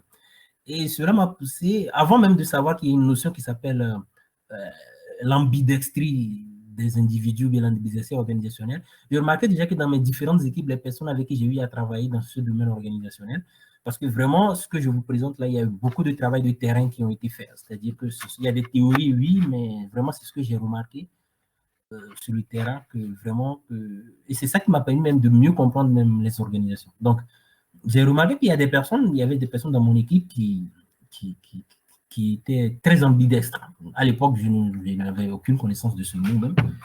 Mais je comprends que c'est des personnes, ils sont dans l'équipe, ils travaillent activement, ils vont faire en sorte que vous allez vous développer, être efficace et tout. Mais en même temps, ils recherchent des connaissances et des pratiques nouvelles pour que vous puissiez aller un peu plus loin.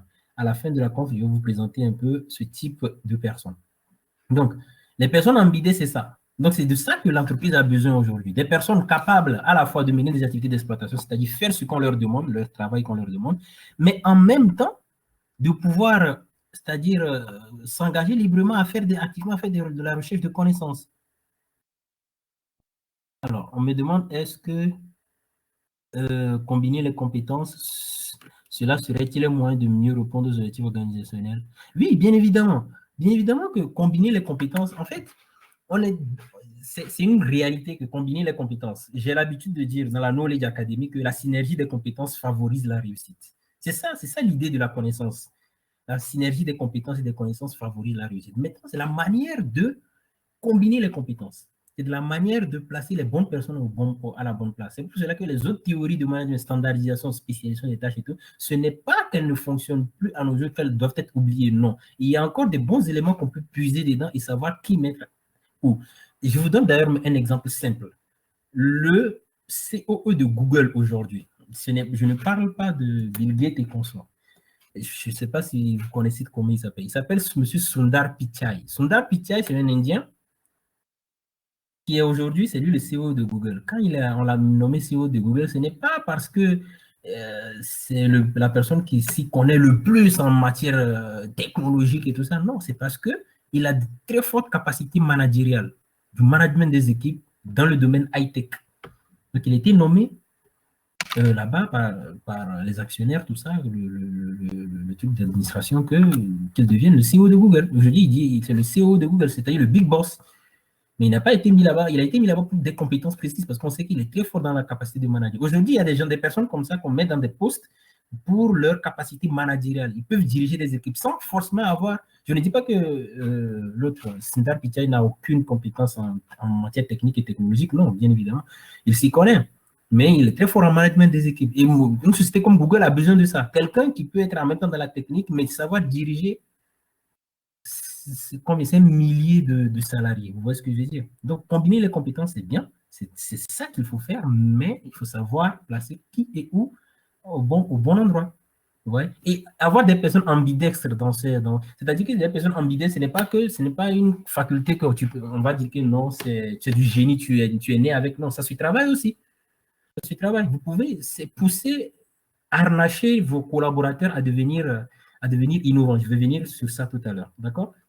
Donc, les personnes ambidextres, c'est ce qu'ils font.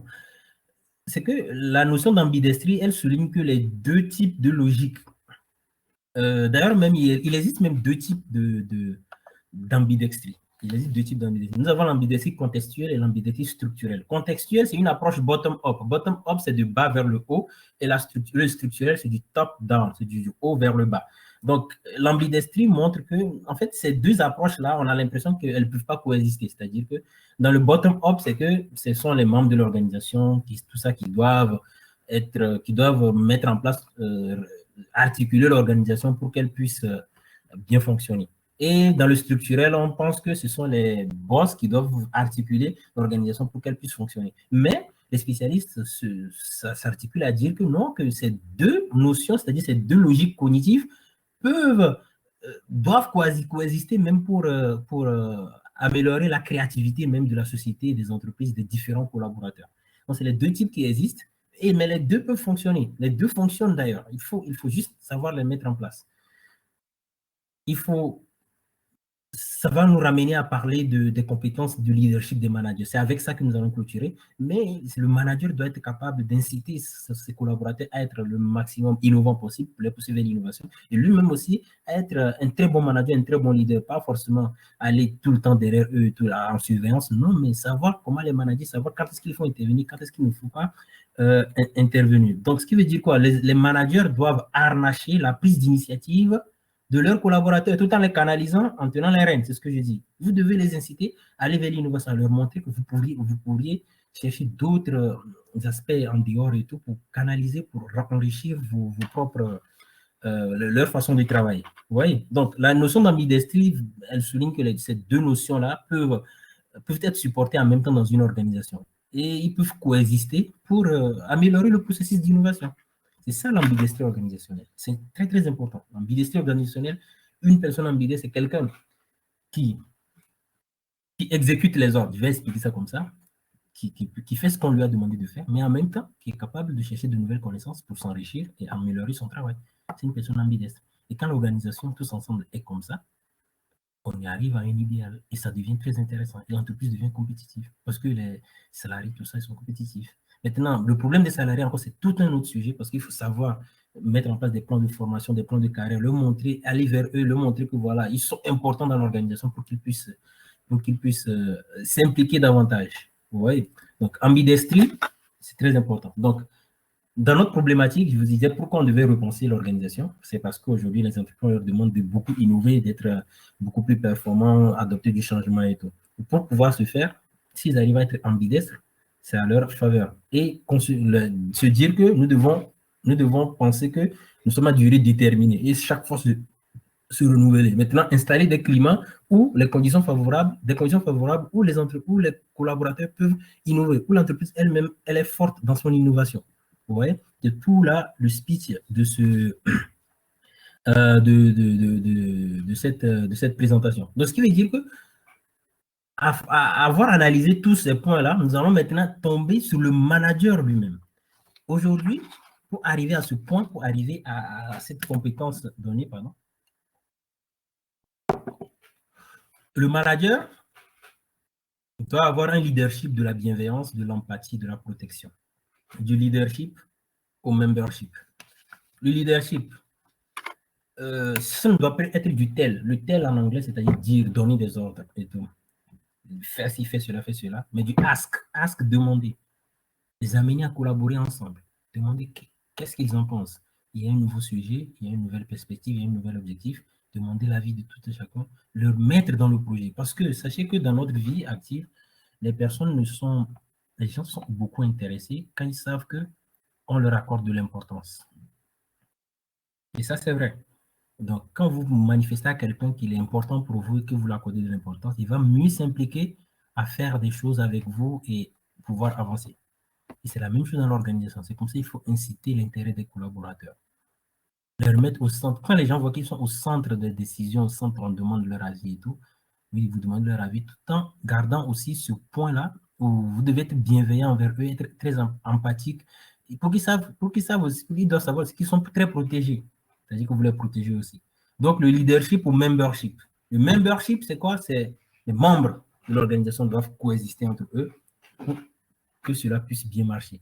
Un leadership pas trop accentué, c'est-à-dire que aujourd'hui, le leadership de la bienveillance et de l'empathie et de la protection.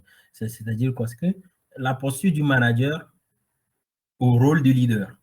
Dans les recherches scientifiques, les travaux scientifiques, le thème de manager et de leader c'est un peu ambigu, c'est-à-dire qu'on pense que c'est des synonymes, mais ce n'est pas le cas. Manager, leader, ce n'est pas du tout, ce n'est pas des synonymes, ce n'est pas carré, ce n'est pas la même chose.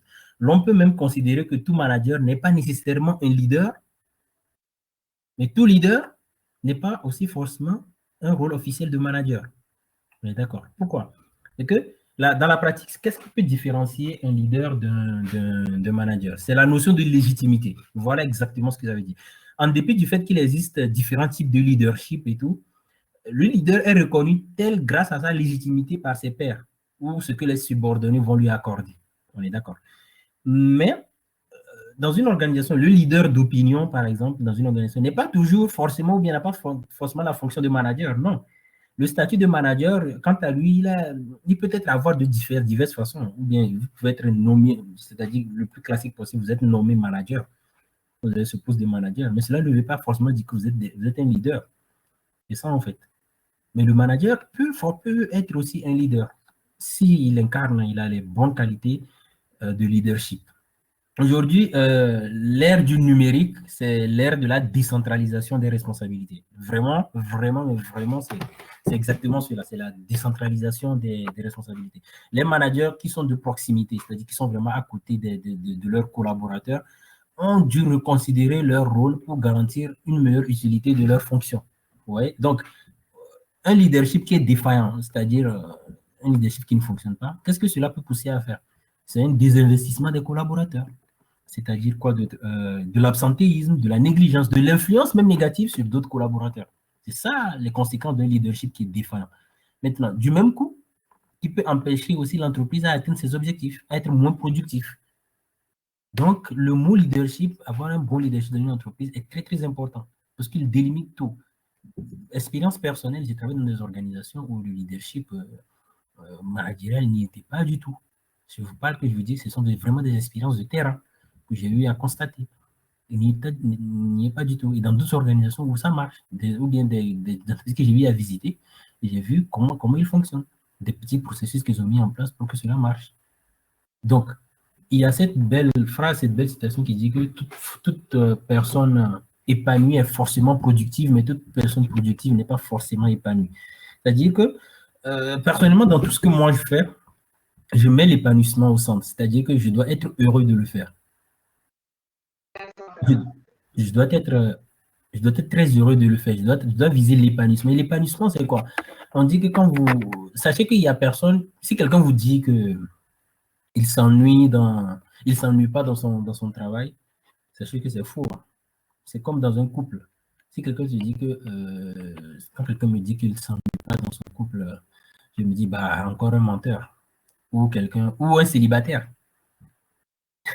C'est un exemple très osé, oui, je sais, mais l'ennui, oui, il existe. Mais dans un couple, on s'ennuie moins à deux. C'est ça la nuance. Oui, on s'ennuie, mais quand on est à deux, on s'ennuie moins. Dans un travail aussi. Oui, il peut arriver qu'il y ait des jobs où on ne s'ennuie pas du tout. Vous allez vous dire que vous ne vous ennuyez pas et tout, à charge du travail, mais non, dans tout travail, il y a de l'ennui. Maintenant, il faut juste viser l'épanouissement. Un exemple, dans la société Google, qu'est-ce qu'elle fait? Elle donne 10% du temps des travailleurs, il leur donne dans chaque journée de faire ce qu'elles veulent. C'est-à-dire que si vous travaillez de 8h à 18h, donc peut-être une pause, vous avez une pause de, comment je vais dire ça, de 1h ou 2h entre midi et 14h, vous avez 10% de votre temps, pas de votre pause, hein. C'est-à-dire à midi 14h, c'est vraiment votre pause, quoi. Mais entre 8h et midi et 14h, 18h, vous pouvez prendre 10% de votre temps pour aller faire ce que vous voulez. Si c'est la musique, c'est jouer au foot, si c'est jouer à des jeux vidéo, c'est ça que vous aimez. Pour eux, tous les jours, les gens doivent quand même faire quelque chose qu'ils aiment de leur vie. C'est-à-dire quelque chose qui les épanouit, ils sont eux-mêmes. C'est une façon de pousser l'épanouissement parce que quand quelqu'un est épanoui, il est très productif. Vous ne verrez jamais quelqu'un d'épanoui en prison. Vous pourrez voir quelqu'un on dit il est productif et tout, mais il n'est pas épanoui. Aux États-Unis, il y a des gens, un employé Google, il gagne beaucoup d'argent et tout ça, mais un jour, juste parce que quelqu'un avait rayé sa voiture, il a sorti son fusil à pompe et puis il a tiré dessus. À cause de quoi? Surménage, stress, burn-out et tout ça. Ouais. Donc, toute personne épanouie est productive. Donc, moi, je pense que dans les organisations, pour inciter les gens, il faut vraiment faire en sorte qu'ils soient le plus épanouis. Et même, ce n'est pas le manager aussi qui doit aller vouloir dire non, soyez épanoui. Mais vous-même, vous devez commencer déjà à vouloir être épanoui. Faites des choses que vous aimez dans vos 24 heures. Même si c'est 30 minutes, 1 heure de temps, consacrez du temps pour vous. Cela vous permet de vous détendre et d'éliminer ce stress-là. Et ça vous permet d'être productif et d'être même des personnes ambidextres. Cela va vous permettre de chercher d'autres horizons et tout. Personnellement, c'est pour cela que je touche à plusieurs domaines, à tous les domaines qui m'intéressent en fait. Je fais de la recherche dessus, j'en discute, j'en parle avec plein de personnes, j'essaie d'apprendre le maximum possible. Parce que moi, je suis un passionné de la connaissance. Depuis petit, connaître les 7 merveilles du monde, connaître les ingrédients d'un chewing-gum, des choses que personne n'en a rien à faire, moi, c'était ça mon truc. Et chaque fois que j'en apprends, ça me rend heureux. Donc, chacun a ses centres d'intérêt. Hein. J'adore le foot, j'aime la musique et tous ces trucs-là. Donc, essayez juste en 24 heures de faire des choses que vous voulez. Ce que je suis en train de vous faire là, c'est parce que j'y mets du cœur, j'y mets de la passion et j'y mets de l'amour dedans. J'aime partager ce que je sais avec des autres et j'aime apprendre aussi d'eux. Donc, quand vous faites des choses qui sont des corvées, vous ne pourrez jamais avancer. C'est ça la différence entre une passion et une corvée. Une corvée, c'est quoi? Une passion, c'est quoi? Quand vous rentrez de chez vous, du boulot, une passion, elle a des barrières d'entrée très faibles et des barrières de sortie très fortes. Et une corvée, elle a des barrières d'entrée très fortes et des barrières de sortie très faibles. Je vais vous m'expliquer. Quand vous rentrez du boulot et que vous savez que vous devez faire une tâche, mais c'est quelque chose qui vous passionne, On ne va pas vous prier d'aller le faire, vous irez directement le faire parce que on va pas, vous n'allez pas dire que non, je suis fatigué, j'ai pas envie de le faire. Si vous aimez faire cela, vous irez directement. Donc, la barrière d'entrée est très faible. Et si vous êtes vraiment plongé dedans, avant que quelqu'un vous distrait et tout ça, c'est très compliqué. Mais quand c'est une corvée, vous voyez que non, c'est encore du boulot, nanana. Avant de commencer à le faire, vous allez déjà éprouver une certaine gêne et tout. Donc, la barrière d'entrée est très forte. Et il suffit juste que vous ayez un coup de fil, un truc comme ça pour vous déconcentrer. Ou un TikTok qui passe, vite fait, vous allez vous déconcentrer. Voilà la différence entre une passion et une corvée. Donc, pour viser l'épanouissement, faites des choses que vous aimez. On dit faites des boulots que vous aimez, vous n'aurez jamais à travailler de toute votre vie. Donc aujourd'hui, c'est ça. Il faut envoyer faut aller plus vers un leadership, un membership. Être dans le ask, demander aux collaborateurs leur avis, de faire ci, de faire ci. Voilà comment est-ce que les organisations vont évoluer de nos jours. Vous voyez, il faut aller vers ce membership-là. Et aujourd'hui, le leadership du management, c'est aussi faire preuve d'empathie et de bienveillance dans l'objectif de limiter les effets du stress et qui sont inhérents à tout changement. C'est ce que je disais. Le leader doit être quelqu'un de bienveillant et de très empathique à côté de ses collaborateurs sans être trop collant. Vous voyez, c'est un leadership qui contribue à améliorer la motivation des membres du groupe, qui va les inciter à partir à la recherche d'un sens un peu plus collectif. Oui, un sens un peu plus collectif pour construire cette réalité, cet objectif-là qui est partagé. Oui. Un manager qui va manquer de vision à moyen long terme dans 2, 6, 5, 10 ans et tout, c'est un manager qui serait incapable de faire preuve d'exemplarité. Le manager doit être quelqu'un d'exemplaire, avec une bonne capacité d'écoute, de compréhension, mettre en place une dynamique de groupe. C'est ça qui fera une bonne cohérence. Sinon, il ne saurait être un leader. Vous voyez. Maintenant, pour résumer vraiment le leadership du management, tout ça, c'est aujourd'hui, qu'est-ce qui se passe, c'est que les leaders du management voient aussi les changements, les transitions numériques, tout ça là, comme des challenges qu'ils doivent surmonter. Pour eux, ils doivent surmonter ça et essayer ils voient ça comme un défi à relever. Ouais. Et il faut envoyer les membres tout autour pour que cela puisse avancer. D'accord? On est presque à la fin pour répondre aux questions. Je vais revenir dans le chat tout à l'heure. Donc, et juste avant le dernier point, donc je pense que ça, on l'a bien compris, leadership, membership, aller vers un management un peu plus collaboratif. Je vais vous présenter les différents profils dans une organisation. En fait, c'est vraiment une belle analogie que j'ai eue avec un spécialiste qui est dans le domaine sportif et qui expliquait que dans une équipe, en fait, on a 5 types de profils. Dans tout groupe, dans association, organisation, tout, on a 5 types de profils. On a les takers. Les takers, c'est qui? Les takers, ce sont les gens dans votre organisation, bien dans vos associations ou dans vos groupes qui sont juste là pour prendre. Ils n'apportent rien, en fait. Ils sont là juste pour prendre. Ils viennent, ils profitent, ils prennent, ils profitent, ils n'apportent rien et puis ils s'en vont. Les makers, c'est qui? Les makers, ce sont les négociateurs. Et ils veulent bien aider, hein. Ils veulent bien aider, mais ils demandent toujours qu'est-ce que je gagne en retour. Qu'est-ce que je vais gagner en retour? Ce sont des négociateurs. Ils sont ça les makers. Après, nous avons les givers. Les givers, c'est qui? Les givers, dès qu'ils attendent qu'il y ait un événement, vous organisez un truc ou bien un projet et tout ça, ils apportent directement leur aide. Comment est-ce que je peux aider? Est-ce que je peux faire ceci? Est-ce que je peux faire cela? Ce sont les givers. Ils donnent, les donneurs. Le quatrième profil, ce sont les boosters. Les boosters, c'est qui? Les boosters, ils sont comme les givers, mais en mieux. C'est vrai qu'ils viennent aider, mais en même temps, ils proposent de nouvelles idées. Est-ce qu'on pourrait faire ci? Est-ce qu'on pourrait faire cela? Qu'est-ce que vous pensez d'ici? On pourrait améliorer ceci en faisant ceci. Voilà. Eux, ils apportent de la créativité. C'est ça, les boosters. Et le cinquième profil, c'est les briders. Les briders comme pont. Eux, c'est des givers, c'est des boosters, mais encore mieux. Ce sont les gens qui bâtissent des ponts. Imaginez que vous avez un événement, vous organisez un événement. Eux, qu'est-ce qu'ils font? Ils vont venir, ils vont aider. Mais en même temps, ils vont chercher des collaborations extérieures, trouver des partenariats, des sponsors, tout ça, pour mieux aider l'organisation à avancer, l'événement à avancer, l'association à avancer, le groupement, le club à avancer. C'est ça les drivers. Voilà les 5 différents types de profils que nous pouvons retrouver dans une organisation. Donc, aujourd'hui, vous qui nous suivez, qui êtes-vous dans vos organisations? Je vous ai dit que le domaine associatif m'a vraiment aidé à mieux comprendre d'abord l'humain, le sens humain d'abord, le modèle des organisations et tous ces exemples que je vous ai donnés en faisant ces analogies entre notre vie active et ce que nous faisons, ce qu'il y a dans l'organisation, sachez que vous allez le constater dans votre vie. Il y a des gens dans votre entourage qui ne vous apportent rien, ils sont juste là pour profiter de vous. Il y a des métiers, eux, ils sont tout le temps bons, c'est des négociateurs. Du donnant, quoi. Sinon, il n'y a rien. Les givers, c'est ceux-là qui aident tout le temps, tu vois. Ils sont là, ils apportent leur aide. Les boosters, ils ont toujours de la créativité, ils ont des nouvelles idées très intéressantes. Ils sont là, ils aident. Enfin, les briders, eux, ils sont là, ils vont vous trouver des nouvelles collaborations, vous aider à aller plus loin, à trouver des gens qui vont aider et tout. Quel type de profil incarnez-vous? Tout cela existe. Et tout cela est très, très important dans l'organisation que nous vivons. Repenser le modèle de management est très important de nos jours. C'est très, très important. Ça fait en sorte que les entreprises doivent aller vers l'efficacité, vers l'efficience. Mais aujourd'hui, la conjoncture actuelle, le contexte actuel nous montre qu'il faut adopter de nouvelles procédures, aller vers autre chose. Mais d'abord, il faut comprendre de quoi nous souffrons et trouver sa solution. Et pour trouver la solution, il y a plusieurs techniques. Il y a des consultants en management que vous pouvez appeler qui vont... Même les auditeurs, ceux qui sont les auditeurs, les experts comptables, ceux qui vont venir, tout ça, voilà, ils vont d'abord diagnostiquer la société, savoir qu'est-ce qui marche pas, qu'est-ce que vous avez fait, qu'est-ce que vous n'avez pas bien fait.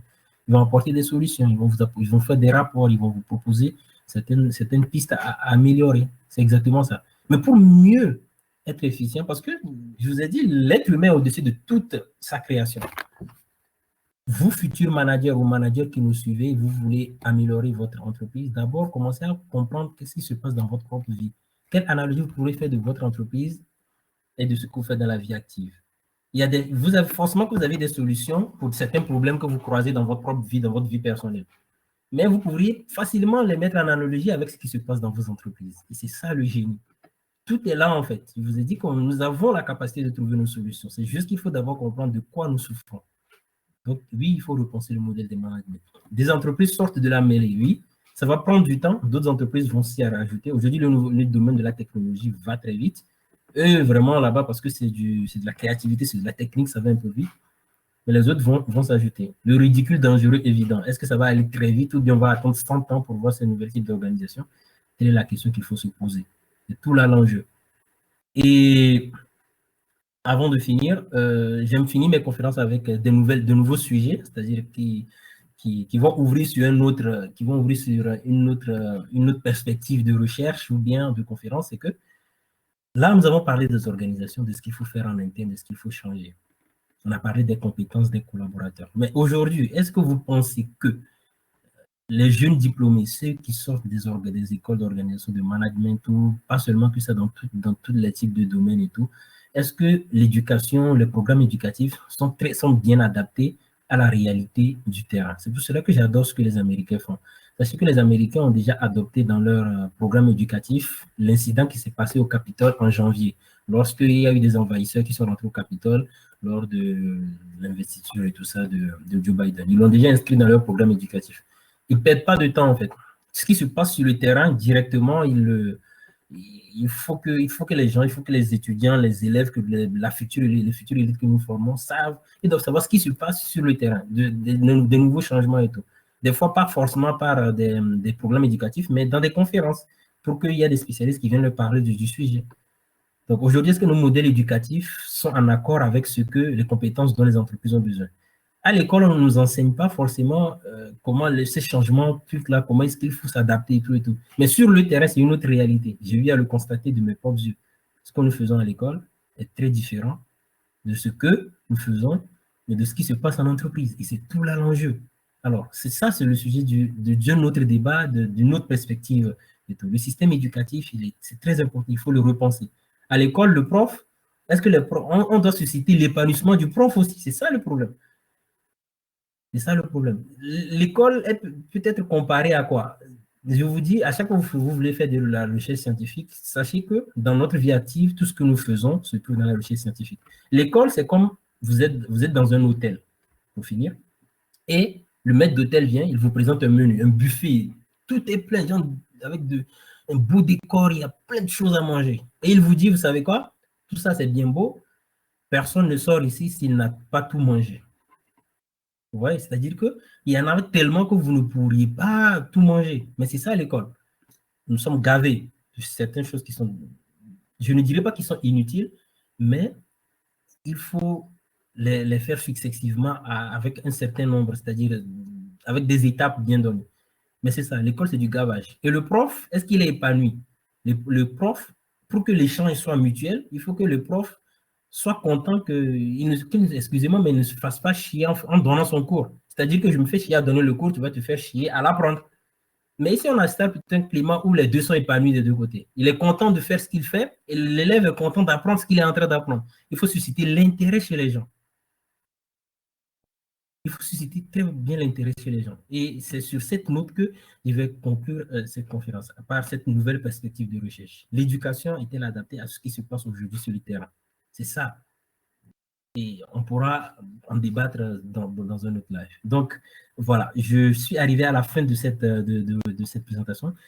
Les conférences, ce n'est pas comme des cours, c'est plutôt des faits, des aspects, des propositions et tout ça, et des expériences de terrain qui sont présentées.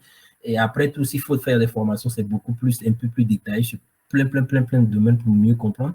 Mais voilà en quelque sorte ce que je peux vous dire sur ce qui se passe aujourd'hui, l'actualité des organisations et pourquoi il faudrait repenser le modèle de management. Retenez bien ces expressions, l'ambidextrité organisationnelle, la standardisation, les grands principes de l'école managériale et tout ce qui va avec. Ouais. Même nos mamans qui sont à la maison, elles gèrent la maison, c'est du management organisationnel, tout simplement. Et moi, je pense même qu'elles sont, par excellence, même c'est eux. Donc, dans vos vies actives, vous faites du management. Mais il faut juste savoir ouvrir les yeux, mieux comprendre que on peut le transposer dans notre domaine professionnel ou bien dans le domaine scientifique. Et sincèrement, c'est exactement ça. Donc, je vais me pencher tout à l'heure un peu sur le chat, essayer de répondre aux différentes questions.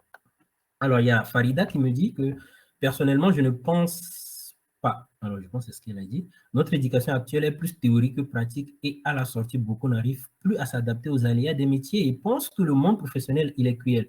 Oui, mais nous encourageons l'excellence, pas la médiocrité. Oui, je pense que tu as tout à fait raison, Farida. Tu as tout à fait raison. En fait, oui, il y a beaucoup de la théorie et peu de pratique. Combien d'écoles d'ingénierie, des étudiants qui sont en ingénierie, génie civil et organisent des sorties, visites d'entreprise pour que les étudiants voient ce qui se passe sur le terrain. C'est pour cela j'incite beaucoup les gens à vouloir faire comment dire, des stages et tout ça pour pouvoir apprendre. Mais aujourd'hui aussi, c'est encore compliqué parce que même quand vous arrivez en entreprise, c'est comme si ce que vous avez appris à l'école, ce n'est vraiment pas ça ce qui se passe sur le terrain. Et c'est compliqué.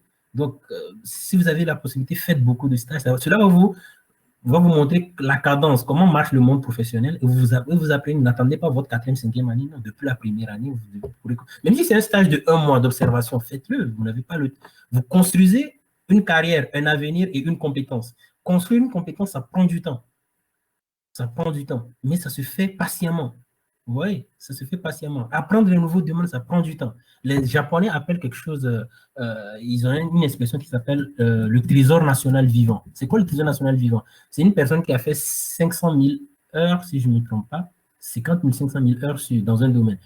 C'est-à-dire que quand tu fais 5 heures, en 5 heures de temps, avec l'attention du temps, tu rentres dans tous les domaines possibles. En 50 heures, tu maîtrises le domaine. En 500 heures, tu peux l'enseigner.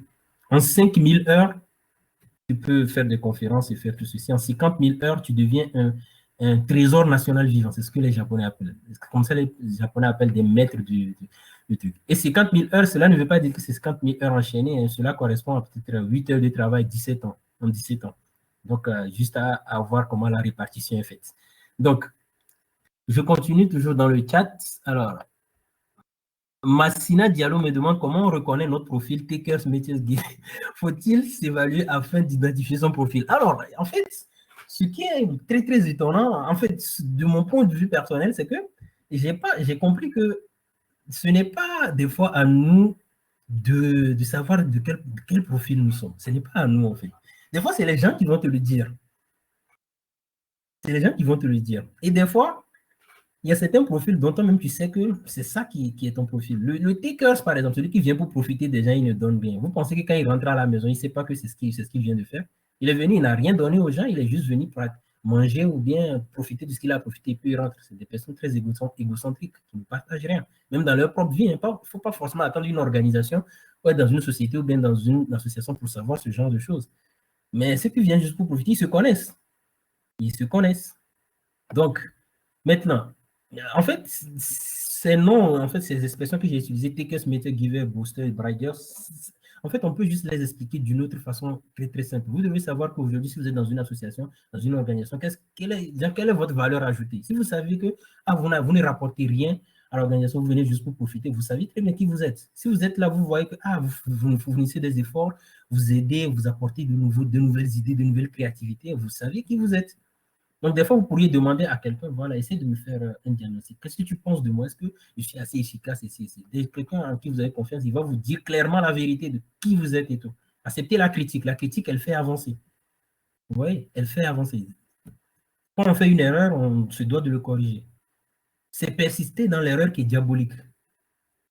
Mais l'erreur, elle fait avancer. Demandez si j'ai fait une erreur, cherchez à corriger, cherchez à savoir quel genre de profil je suis dans ma propre vie. D'ailleurs, le prophète Mohammed sallallahu alayhi wa sallam, paix et bénédiction sur lui, prophète de l'islam, il disait que la meilleure personne dans une société, c'est la personne qui est d'abord utile à sa société. Avant d'être quelqu'un, et Soprano, le chanteur marseillais, il disait que avant d'être quelqu'un d'important, sois quelqu'un d'utile. Donc, quand tu cherches à être quelqu'un d'utile, tu ne seras pas forcément une taker. Tu vas évoluer vers un brailleur, c'est sûr. Mais quelqu'un qui est utile et tout, il va développer des compétences incompréhensibles. Le monde associatif, il y a toute une autre conférence aussi avec l'EVM qui va venir sur ça. Ça parle dans le monde associatif, entre réalité, responsabilité et je pense performance. Je pense que c'est ça. Je vais vous expliquer c'est quoi le monde associatif. Qu'est-ce qu'il faut vraiment faire dedans? Qu'est-ce qu'il faut? On est venu pour gagner dedans et qu'est-ce que cela nous apprend? D'ailleurs, le monde associatif, ça peut aider quand on s'est bien impliqué à mieux appréhender l'environnement de l'entreprise. Et ça, c'est très important. Donc, je reviens dans le chat. Linda So, c'est dans ce genre de moment qu'on découvre les talents. J'ai une vraiment excellente maîtrise du sujet. Ah, merci, c'est très, très gentil de votre part. Et je pense que, personnellement, la jeunesse africaine a du talent. J'ai croisé des profils ici, des gens qui travaillent avec moi, d'ailleurs que je les remercie, je les salue, qui me suivent là actuellement. Ce sont vraiment mes très, très, très collaborateurs. Quand je leur dis souvent que j'ai beaucoup appris d'eux, ils s'étonnent, ils disent non, mais c'est faux, que c'est moi, c'est eux qui apprennent de moi. Mais sachez que Einstein disait que, ouais, je pense que c'est Einstein, non, Victor Hugo, il dit qu'avec chaque âme que vous croisez, vous devrez apprendre. Chaque fois que vous croisez quelqu'un, ne soyez pas du genre, non, je veux parler de moi, c'est toujours vous qui comptez. Non. Quittez la conformité, allez vers l'émerveillement. C'est ça le problème, c'est ça le sujet. Quittez la conformité, allez vers l'émerveillement. Attendez-vous à être émerveillé. Vous croisez quelqu'un, attendez-vous à être émerveillé par ce qu'il fait. Qu'il vous raconte ce qu'il fait dans la vie, ce qui le passionne et tout. Attendez-vous à être émerveillé. Ne pensez pas toujours que c'est vous qui comptez. Non. C'est comme ça qu'on apprend. Et ça vous apprend l'humilité, ça vous apprend d'apprendre beaucoup d'autres choses. Il y a des choses aujourd'hui que je vous ai dit dans cette conférence, je ne les ai pas forcément appris à l'école, mais avec l'observation, avec les gens avec qui j'ai travaillé, avec les personnes que j'ai eu à interviewer, et c'est ça, en fait. Et dans ma propre vie, comment je vis avec les gens et tout. Quand je fais des erreurs, quand je fais des trucs et qu'ils me disent cela, voilà, j'essaie d'apprendre le plus possible. Et quand je fais de la recherche scientifique, je me rends compte que dans ma vie active, il y a des choses qui sont similaires. Et ça me permet de mieux vous expliquer cela avec des termes terre à terre. Et c'est ça le monde scientifique. Ne pensez pas qu'aujourd'hui, si vous prenez un livre de la navette spatiale ou bien du monde spatial, vous n'allez rien comprendre. Vous êtes capable de le comprendre. Tout le monde a un talent, tout le monde a des compétences. Vous pouvez le comprendre, c'est facile. Mais de l'attention et du temps et de l'amour. Love can do, comme le disent les Américains. L'amour peut. Love can do. Quand on aime quelque chose, on lui accorde du temps. Quand vous aimez quelqu'un, vous voulez sortir avec lui, vous lui accordez du temps. Vous l'écoutez. Transposez juste cela dans votre monde professionnel. Vous allez voir que cela marche. Parce que quand vous accordez du temps, de l'amour à ce que vous faites et tout, vous ne pourriez exceller dedans. Vous voyez? Alors, Catherine, quelle stratégie reconseillez-vous à une startup pour mieux repenser ce modèle? Alors, les startups, c'est autre chose. Les startups, je ne sais pas si on doit les appeler comme des micro-entreprises. En tout cas, les startups, moi, je les vois comme, pour moi, ce sont des mini, comment je vais dire ça, des mini multinationales, je ne sais pas trop. Parce que leur apport dans le système économique est très important. La startup, l'importance de la startup, c'est quoi? C'est-à-dire la vraie base de la startup, c'est quoi? C'est l'essai-erreur. C'est pour cela qu'aux États-Unis, dans la Silicon Valley, on a plein d'entreprises, plus d'une centaine de milliers d'entreprises qui naissent tous les jours et plus d'une centaine qui meurent aussi. Parce qu'ils sont dans l'essai-erreur. L'essai-erreur, c'est quoi? Ils font des essais, puis ils corrigent. Dans la startup, c'est ça la dynamique de la startup. C'est-à-dire qu'ils sont tout le temps dans l'essai-erreur. Ils expérimentent, ils expérimentent, ils expérimentent. Ils ne sont pas là juste pour dire que non, ça c'est impossible. Non, ils essaient, ils essaient, ils essaient. Parce que plus vous essayez vite, et que vous échouez tôt, plus vous vous corrigez très vite aussi. Mais imaginez que vous faites 1, 2 ans et puis après ça échoue, vous allez voir tout le temps que vous avez passé dessus, cela va vous énerver, vous n'allez pas vouloir continuer. Mais quand vous faites 1 mois, 2 mois, vous sortez un nouveau truc, ça marche, ça n'a pas marché, vous corrigez constamment, c'est ça qui vous fait évoluer. Et c'est ça les startups. Et eux, leur système managérial, c'est très membership. Parce que là-bas, vu que l'essai-erreur est très préconisé, ce n'est pas qu'ils ne font pas l'apologie de l'erreur, ils ne font pas l'apologie de l'échec, bien évidemment. Ce n'est pas qu'ils font la promotion de l'échec, non. Mais pour eux, l'échec n'est pas forcément la décision, il faut s'arrêter. Non, non, non, non. Il faut continuer. Vous voyez, il faut continuer. D'ailleurs, avant de savoir faire quelque chose, chers amis, avant de savoir faire quelque chose, quelle est la première étape? On commence d'abord à ne pas savoir le faire. C'est ça la première étape. Il faut accepter que tu ne sais pas le faire. Et là, tu es dans une position où tu es prêt à apprendre. Avant de savoir faire quelque chose, on commence d'abord à ne pas savoir le faire. Et après, on s'apprend, on apprend, on éduque, on monte en compétence. Et quand on fait des erreurs, on corrige, on fait des erreurs, on corrige, jusqu'à ce qu'on devienne patron dans ce que nous faisons. Aujourd'hui, quand vous voyez les athlètes de la mémoire, c'est comme Rudiger Gam, celui qui peut calculer un nombre de 100 têtes en 6 secondes, je ne sais plus trop, j'ai oublié sa performance. C'est des gens qui ont fait dans l'essai-erreur, qui ont appris, qui se sont donnés à cœur joie, et aujourd'hui, on les appelle des athlètes de la mémoire, des prodiges, comme on les appelle. Ouais. Donc, le système managérial de la startup, c'est l'essai-erreur. Et ils sont très membership. Le boss n'est pas genre, ouais, je suis le boss, non. Il est dans la technique, il est dans l'amélioration constante avec son équipe. Il prend des idées, ah, t'as vu ci, t'as vu ça, t'as vu ci, t'as vu ci, puis il essaye, il voit si ça marche pas. C'est ça la vie d'une startup. C'est pour cela, quand vous participez à des compétitions de startup, j'ai eu la chance de participer à 2 déjà depuis que je suis au Maroc. Après le concours de pitch que j'ai fait en 60 secondes, lorsque le projet a été validé, on vous dit de former une équipe de 10 personnes. Vous formez l'équipe de 10 personnes et vous travaillez pendant 54 heures. 54 heures, c'est le temps d'un week-end, hein, pour faire le maximum de choses possibles et le présenter. Et vous voyez que tout le monde est motivé. Et là, ce n'est plus le porteur du projet qui est un patron, non, mais tout le monde donne ses idées. Tu vas chercher un financier, un technicien, un comptable, ainsi de gauche à droite, et vous essayez de former votre équipe, et tout le monde a un objectif commun. Pourquoi? Parce que la startup, c'est ça, vous avez un objectif bien clair, et tout le monde travaille pour ça. Et c'est ça qui fait la logique, la bonne logique managériale des startups. Dans l'ensemble, alors, dans l'ensemble, rien à dire, un réel plaisir de faire votre connaissance grâce à cette séance. Merci beaucoup, c'est très gentil. Je pense qu'on va réitérer cela et faire d'autres conférences sur d'autres sujets. Et alors, excellente présentation comme d'habitude, Azara. Merci beaucoup. Alors, je pense qu'il y a des questions un peu plus haut. Je vais juste remonter un peu plus dans le chat pour essayer de satisfaire tout le monde. Alors, est-ce que le design thinking est essentiel dans le management organisationnel? Oui, tout à l'heure, j'ai parlé du design thinking. Alors, le design thinking, c'est important dans le management organisationnel. C'est important dans le diagnostic organisationnel. C'est-à-dire que j'ai dit que le design thinking, c'est chercher des solutions simples pour résoudre des problèmes qu'on considère qu'ils sont très compliqués. On considère qu'ils sont très compliqués. D'ailleurs, je vais vous donner un exemple. En fait, des fois, quand vous voyez des expressions comme ça, design thinking, c'est comme si, ça veut dire quoi? C'est trop technique. Mais quand vous prenez des exemples très simples, ils sont facilement compréhensibles. Je me rappelle, c'est sur Internet que j'ai vu une vidéo, un des patrons d'une usine qui est venu un jour au boulot et puis il a fait comme si il était aussi un ouvrier. Il était dans le hangar où ils font la conception, tout ça. Il était là-bas, il travaillait comme s'il était un ouvrier. Et il y avait les autres ouvriers qui étaient là, mais eux, ils ne savaient pas que c'était lui le big boss. Vous voyez? Donc, après, il a vu comment tout le monde bossait et tout. Ouais. Et après, quand le directeur départemental est venu, qu'il a vu là-bas, il a dit, ah, patron, voilà. Et puis, tout le monde était étonné, tu vois. Mais en quelque sorte, c'est du design thinking qui vient de faire. Le design thinking se base sur 3 étapes. pour résoudre une solution, qu'est-ce qu'ils font? D'abord, ils peuvent aller vers le questionnement, aller vers les personnes, c'est-à-dire j'ai un nouveau produit, je veux le mettre sur le marché, je vais vers eux et j'essaie de comprendre ce qu'ils veulent, ce qu'ils n'ont pas voulu, ce qu'ils n'ont pas aimé. Je leur pose des questions et puis ils me répondent. La deuxième des choses, c'est l'observation. Je peux voir, je peux observer comment est-ce que les gens utilisent mon produit, mais comment est-ce que les gens travaillent. La troisième technique, c'est de se mettre dans la peau du problème. Donc, le patron, qu'est-ce qu'il a fait? Il s'est mis comme un ouvrier pour comprendre un peu comment l'usine marche, comment est-ce qu'il fonctionne. Et en même temps, il observe. Il venait du fait du design thinking. C'est pour ça que je dis que n'ayez pas peur des expressions sur Internet. Hein. Le jour où j'ai vu ambidextré organisationnel, j'ai flippé. Je me dis, mais c'est quoi ce mot? Je crois que c'est un truc très technique, mais quand j'ai fini de comprendre, je dis, mais attends.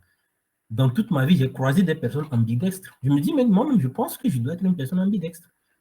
N'ayez pas peur de ces expressions-là. C'est vrai, ils sont bien beaux, bien un peu plus compliqués, mais ils sont très accessibles quand vous prenez du temps, de l'attention pour les comprendre. Et toujours chercher à trouver l'analogie dans votre propre vie. Je vous ai dit, l'être humain est au-dessus de toutes ces créations. De toutes ces créations. Si aujourd'hui Elon Musk, d'ailleurs, il veut mettre en place la Neuralink, il a une société qui s'appelle Neuralink et ce n'est pas seulement du SpaceX qu'il fait pour envoyer les fusées. D'ailleurs, même, sachez que un des employés de Elon Musk a été interviewé. Il a dit que les employés de Elon Musk, 80%, n'ont pas envie de le croiser, c'est-à-dire dans l'ascenseur, par exemple. Ils n'ont pas envie de le croiser parce que tu as plus de chances de te faire virer que d'avoir une promotion avec Elon Musk. Ouais, je sais que c'est très bizarre, mais c'est ce qu'ils ont dit. Qu'il va juste te poser des questions alors qu'entre toi et lui, entre lui et toi, il y a plusieurs lignes managériales. Donc, lui, quelqu'un, c'est comme l'organisation pyramidale. Il a eu des ordres, l'autre a donné des ordres, l'autre a donné des ordres. Toi, le simple ouvrier qui est en bas, lui va te proposer une question avec son but, sa vision, bien, un objectif très technique, alors qu'il ne sait pas que ses managers ont décliné le problème en plusieurs façons pour que cela puisse être résolu. Donc, facilement, tu peux te faire virer. Quoi. Lui, en fait, il a une façon de manager très, très, très, très bizarre. Mais certains pans de ces départements fonctionnent plutôt bien. Donc, je disais tout à l'heure que quand vous prenez Neuralink de Elon Musk, quand vous dites que Neuralink, lui, Elon Musk veut implanter des puces directement dans la tête des gens pour attirer, c'est-à-dire que si aujourd'hui je veux comprendre comment ce que fonctionne une fusée, je peux directement télécharger la connaissance dans ma tête. Mais c'est très expliqué par Idriss Aberkan, que je suis d'ailleurs beaucoup, un de mes mentors, et il explique que lui-même, il est contre, que ça va être compliqué. Imaginez dans 10-20 ans, on aura des puces de luxe. Qu'est-ce que les riches, quel genre de puces les riches vont acheter, auront, et quel genre de puces les pauvres auront. Donc peut-être qu'il y aura encore ce phénomène de la vie où d'autres seront plus prisés que d'autres. Vous voyez? Mais si je vous dis cela parce que je disais que l'être humain est au-dessus de toutes ces créations. Et ce n'est pas à nous de nous adapter à l'intelligence artificielle, c'est à toutes nos créations de s'adapter à nous. C'est comme l'exemple de la chaussure tout à l'heure dont je vous ai parlé. Quand vous allez chez un cordonnier et qu'il vous dit que c'est à ton pied de s'adapter à sa chaussure, non, mais il est fou. Vous allez dire qu'il est fou. Non? C'est à lui de vous concevoir une chaussure qui s'adapte à votre pied. Voilà. Parce que la chaussure, dans 2-3 ans, elle va se gâter. Mais mon pied, je compte garder toute ma vie. Bien, vous comprenez? Donc, voilà un exemple encore un peu plus simple pour mieux appréhender les choses. Dans notre vie est faite, tout ce qui se passe. D'ailleurs, sachez que la nature, c'est une bibliothèque. Et nous, au lieu de la lire, on passe notre temps à la brûler. Et quand je parle de la nature, je parle de nous, de l'eau, du climat, de tout ce qui se passe en fait. La création de Dieu, elle est unique. Il y a tout dedans, en fait. Toutes les analogies, toutes les créations que l'être humain a fait et tout, ont été inspirées de ça. La découverte du feu, construire des gratte-ciels, tout ça là, c'est incommensurable. Et l'être humain est au-dessus de tout ça. Donc, Patrick dit, quelle est la différence entre le dynamisme d'équipe et l'esprit d'équipe? Ces deux aspects jouent-ils le même rôle? Alors, dynamisme d'équipe et l'esprit d'équipe. L'esprit d'équipe, dynamisme d'équipe, c'est collectif. L'esprit d'équipe, c'est particulier. Dynamisme d'une équipe, c'est collectif. L'esprit d'équipe, si je dis, on dit que telle personne, on dit jamais qu'une personne a le dynamisme d'équipe. Non, on dit là plutôt quoi? L'esprit d'équipe. Et on dit d'une équipe qu'ils sont très dynamiques. Il y a un dynamisme dans une équipe. Donc, quelqu'un qui a l'esprit d'équipe, c'est quoi? Quelqu'un qui sait que Je me rappelle lors du sommet de l'Africanité, tout récemment, organisé par la Fondation Profil de l'Africanité, quand mon équipe était arrivée et que, en fait, on s'est briefé, on s'est dit, bon, voilà, tel va faire ci, tel va faire, tel fera ci. Et comme chacun était occupé à faire ses tâches, j'ai remarqué que, en fait, c'est des gens avec qui j'ai eu l'habitude de travailler. Qu'est-ce qu'ils font? Vraiment, shout out à eux, hein, vraiment, c'est une dédicace vraiment que je vais vous faire. Qu'est-ce qu'ils font? Dès que quelqu'un devait faire quelque chose et qu'il a oublié de le faire, il n'attend pas à dire que non, c'est pas moi qui dois le faire, c'est lui qui doit le faire. Non. Il le résout, en fait. Après, il dit, ah, je pense que tu as oublié ici, mais je l'ai déjà fait. C'est ça, penser en esprit d'équipe.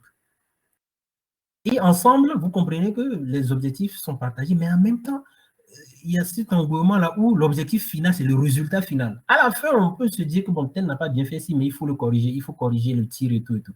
C'est ça. Et c'est ça qui montre qu'une équipe est dynamique. C'est une équipe où, oui, forcément, il y aura des jours où vous serez fatigué et tout ça, mais il y a quelqu'un, il est là pour vous motiver. Il y a quelqu'un, il y a toujours des solutions innovantes. C'est un bridger, quelqu'un, c'est un booster, ou quelqu'un, c'est un giver, tu vois. C'est ça, en fait. Personne n'est juste là pour venir profiter des autres et quitter. Non. Tout le monde est là pour s'aider. C'est ça le dynamisme d'équipe. Et ces deux aspects, non, ne jouent pas le rôle. L'esprit d'équipe, c'est particulier, le dynamisme, c'est collectif. Donc, comment arriver à mieux structurer l'approche organisationnelle? Comment combiner les compétences? Cela serait-il? Comment combiner les compétences? Je pense que j'ai déjà répondu à ça. Comment arriver à mieux structurer l'approche organisationnelle en entreprise?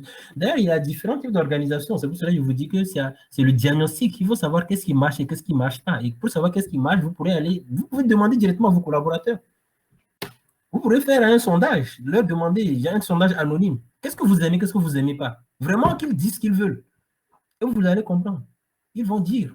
Et après, maintenant, vous allez comprendre et savoir que voilà, je dois rectifier le tir. Savoir quel genre d'organisation il fait. Et peut-être même contacter des spécialistes, des consultants dans le domaine pour vous aider, pour diagnostiquer l'entreprise et donner des solutions.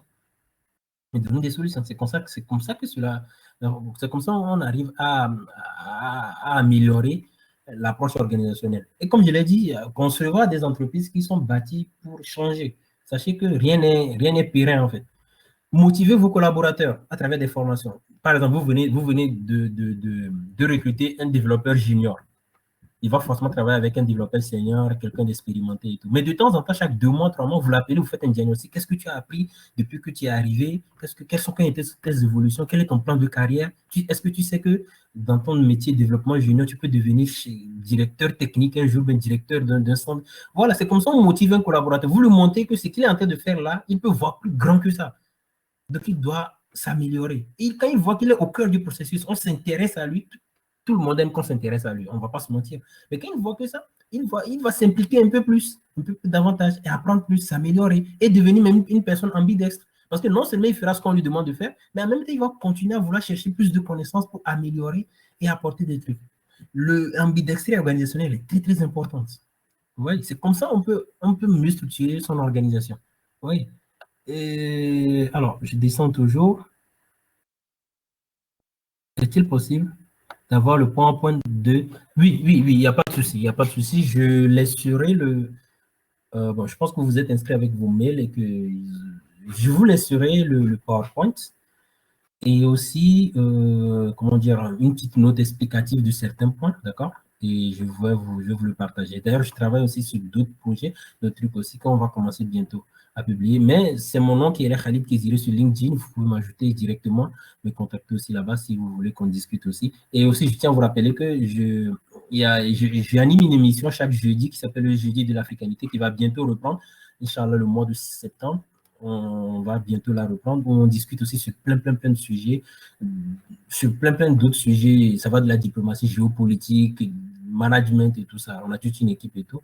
Et cela va forcément aussi vous intéresser. Et vraiment, tous les profils sont pris. Hein. Tu peux même être au lycée et nous intéresser. C'est comme les TEDx, en fait. Donc, ne vous inquiétez pas. Pour moi, toute personne a une compétence. Hein. Avec toutes les personnes que nous croisons, on apprend. Un étudiant, un enfant de, je sais pas, 5, 7 ans peut apprendre des choses que tu n'aurais jamais imaginées. Et surtout les enfants, parce que eux, ils sont tellement curieux que, en fait, eux, ils n'ont pas peur. Eux, ils savent pas le risque, ils savent pas aucun danger. Eux, ils disent qu'ils pensent directement. Et il n'y a pas de questions bêtes, il n'y a que des personnes stupides, comme le disait Mystérieux dans le dernier Spider-Man. Il disait qu'on ne pense pas qu'il y a des questions stupides. Non, il y a des personnes stupides, oui, mais aucune question n'est stupide. Toute question mérite d'être posée. Donc, on pourra mieux échanger sur LinkedIn et tout ce que vous voulez. Donc, Dikine, ma question plus haut. Alors, Dikine, comment arriver à gérer les différents profils cités qui travaillent sur un même projet? Ah, c'est bon, j'ai retrouvé ta question. Donc, peut-être que c'est la dernière. Alors, peut-être on va prendre aussi une dernière question. J'espère que je n'ai oublié personne. Alors, j'ai eu le temps de répondre à cette question. Alors, elle a posé, ou il, je ne sais pas, comment arriver à gérer les différents profils cités qui travaillent sur un même projet. Gérer une équipe, manager une équipe, c'est un enjeu très, très, très important. Gérer une équipe, ça revient à gérer des égos. Surtout quand certaines personnes pensent qu'ils sont plus spécialistes que d'autres, qui savent mieux, qui savent mieux. Il faut savoir, c'est surtout ça, en fait, aussi le gros problème dans les équipes. Il faut savoir gérer. Et c'est là le rôle du leader. C'est là le leadership lui-même, le manager, le boss, comment gérer les équipes, comment gérer son équipe. Si vous arriviez à savoir dans votre équipe qui est un takers, un givers, ou un makers, ou un boosters, c'est tout à votre honneur. Des fois, vous ne saviez pas. En fait, ici, je suis en train de mettre des mots sur ces profils-là, des noms spécifiques, Bright et consorts, je suis en train de mettre des mots. Donc, c'est un peu plus clair. Mais si vous ne connaissez pas ces noms-là, mais vous saviez quand même que dans votre équipe, telle personne, il ne fout rien, mais telle personne, il fait plus, il fait plus. Et ils se connaissent entre eux. Donc, comment stimuler ce genre d'équipe? Il y a des équipes où, sachez qu'il y a des gens qui peuvent être collectivement, c'est-à-dire particulièrement ou bien individuellement deux, ça veut dire très intelligents, très brillants, mais quand ils sont collectifs, ils deviennent, excusez-moi, cons ou moins performants. J'ai dit une fois en conférence, on m'a dit, non, il ne faudrait pas dire que il ne faudrait pas qualifier des gens de cons. Mais traiter quelqu'un de con, c'est une analyse. Hein. Ce n'est pas une insulte en quelque sorte, mais c'est une analyse. Être con, c'est analytique. Bref, c'est une parenthèse. Donc, vous pouvez avoir dans votre équipe des gens qui sont vraiment très bons, brillamment, individuellement, mais collectivement, ils sont moins performants. Donc, en tant que manager, qu'est-ce qu'il faut faire? Il faut comprendre qu'est-ce qui passe pas, qu'est-ce qui marche pas. Ce sont des fois des égos. Tel pense que c'est lui qui sait mieux, l'autre pense que c'est lui qui sait mieux. Et c'est de là que viennent les premiers problèmes. Surtout quand tout le monde pense que c'est lui le patron, c'est lui qui sait mieux. C'est là que viennent les gros problèmes. Comment il faut faire dans ce genre de situation? Il faut répartir les tâches. Des fois, il faut aller vers être un peu plus ferme. Voilà ce que je vous demande de faire, c'est tout ce que je vous demande de faire. Des fois, il faut savoir remettre les gens à leur place aussi. Leur dire que non, peut-être une fois dans le bureau, non, vous avez fait ce qui n'est pas bien, il faut savoir mieux canaliser, voilà le travail qu'on vous demande, c'est ça. Et les personnes qui sont juste là aussi pour profiter aussi, il ne faut pas avoir peur aussi de le leur faire comprendre. Parce que vous savez, être forcément un taker, ce n'est pas peut-être, c'est pas une fatalité. Peut-être que la personne, lui, il ne sait pas, lui, il vient, il ne sait pas comment faire et tout, mais il vient, il profite, il part. Mais vous pourriez lui montrer, ah, mon frère, quand tu viens, ou bien tu nous aides pas, tu fais juste, peut-être que vous allez le ramener à la raison. Peut-être qu'il a juste besoin, peut-être que des gens qu'on vienne vers lui, peut-être qu'il a des idées. Il y a des gens qui sont timides. Vous avez l'impression qu'il vient, il ne fait rien, mais peut-être qu'il n'arrive pas à parler, à donner ses idées et tout. Mais il faut montrer que tout le monde compte dans l'équipe. C'est ce qu'il faut faire. Vous allez voir, peut-être son profil va s'améliorer. C'est ça.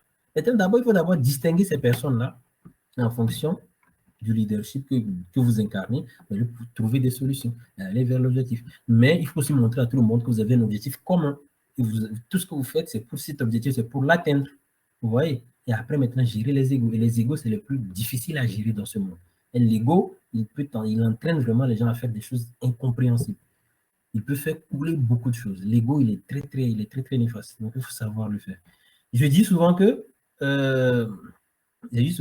qu'il n'existe pas d'ego surdimensionné, ou bien il n'existe pas d'ego qui ne fonctionne pas, mais plutôt qu'il faut plutôt mettre son ego au service de son projet. Vous avez de l'ego, mais ça au service de ton projet, et tu vas voir que ça va marcher. C'est comme ça en fait. Donc c'est surtout le gros enjeu, c'est les égos.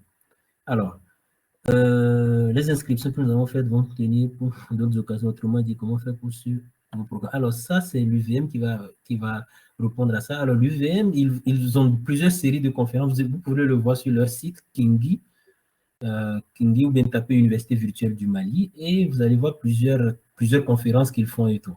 J'ai été invité pour cette conférence et tout, donc j'interviens avec d'autres organisations aussi. Mais Kingi, ils ont de très beaux panels de conférences qui sont très, très intéressants, d'autres sujets aussi très intéressants, que moi-même, je prends du plaisir à suivre plusieurs fois et c'est plutôt intéressant. Mais vous pourriez les questionner sur LinkedIn. Hein. Si vous avez LinkedIn, connectez-vous et vous directement les écrire. Je pense que vous aurez la solution. Ou sinon, je vais laisser peut-être les gens même du domaine Binato qui m'a assisté dans tout ceci, d'ailleurs que je remercie d'ailleurs, et qui va peut-être mieux vous donner des éléments de réponse. Mais vraiment, je pense qu'il n'y a plus de questions. Alors, comment entrer en contact avec vous? Donc, si je pense que nous sommes tous sur LinkedIn. Si c'est l'UVM, vous pouvez les contacter sur LinkedIn, ou moi, vous pouvez me trouver sur LinkedIn, Khalid Kéziré, c'est ça, ou sur Facebook, c'est le même nom. Donc, c'est Khalid Kéziré, donc voilà. Vous pourriez me retrouver là-bas. Ou sinon, je peux vous laisser mon WhatsApp. Alors, je vais le mettre dans le chat. D'accord? 623 81. Ça, c'est moi. Donc, c'est mon WhatsApp. Donc, vous pourrez le voir là-bas. Donc, je tiens sincèrement à remercier à vous tous. Hein. Vous m'avez accordé votre temps et votre attention parce que les questions étaient très pertinentes. J'ai vu que vous aviez suivi et c'est de ça que c'est ce que je voulais dès le départ. C'est un échange de connaissances que nous venons de faire comme ça. J'ai appris de vous, vous avez appris de moi. J'ai appris de votre patience et de votre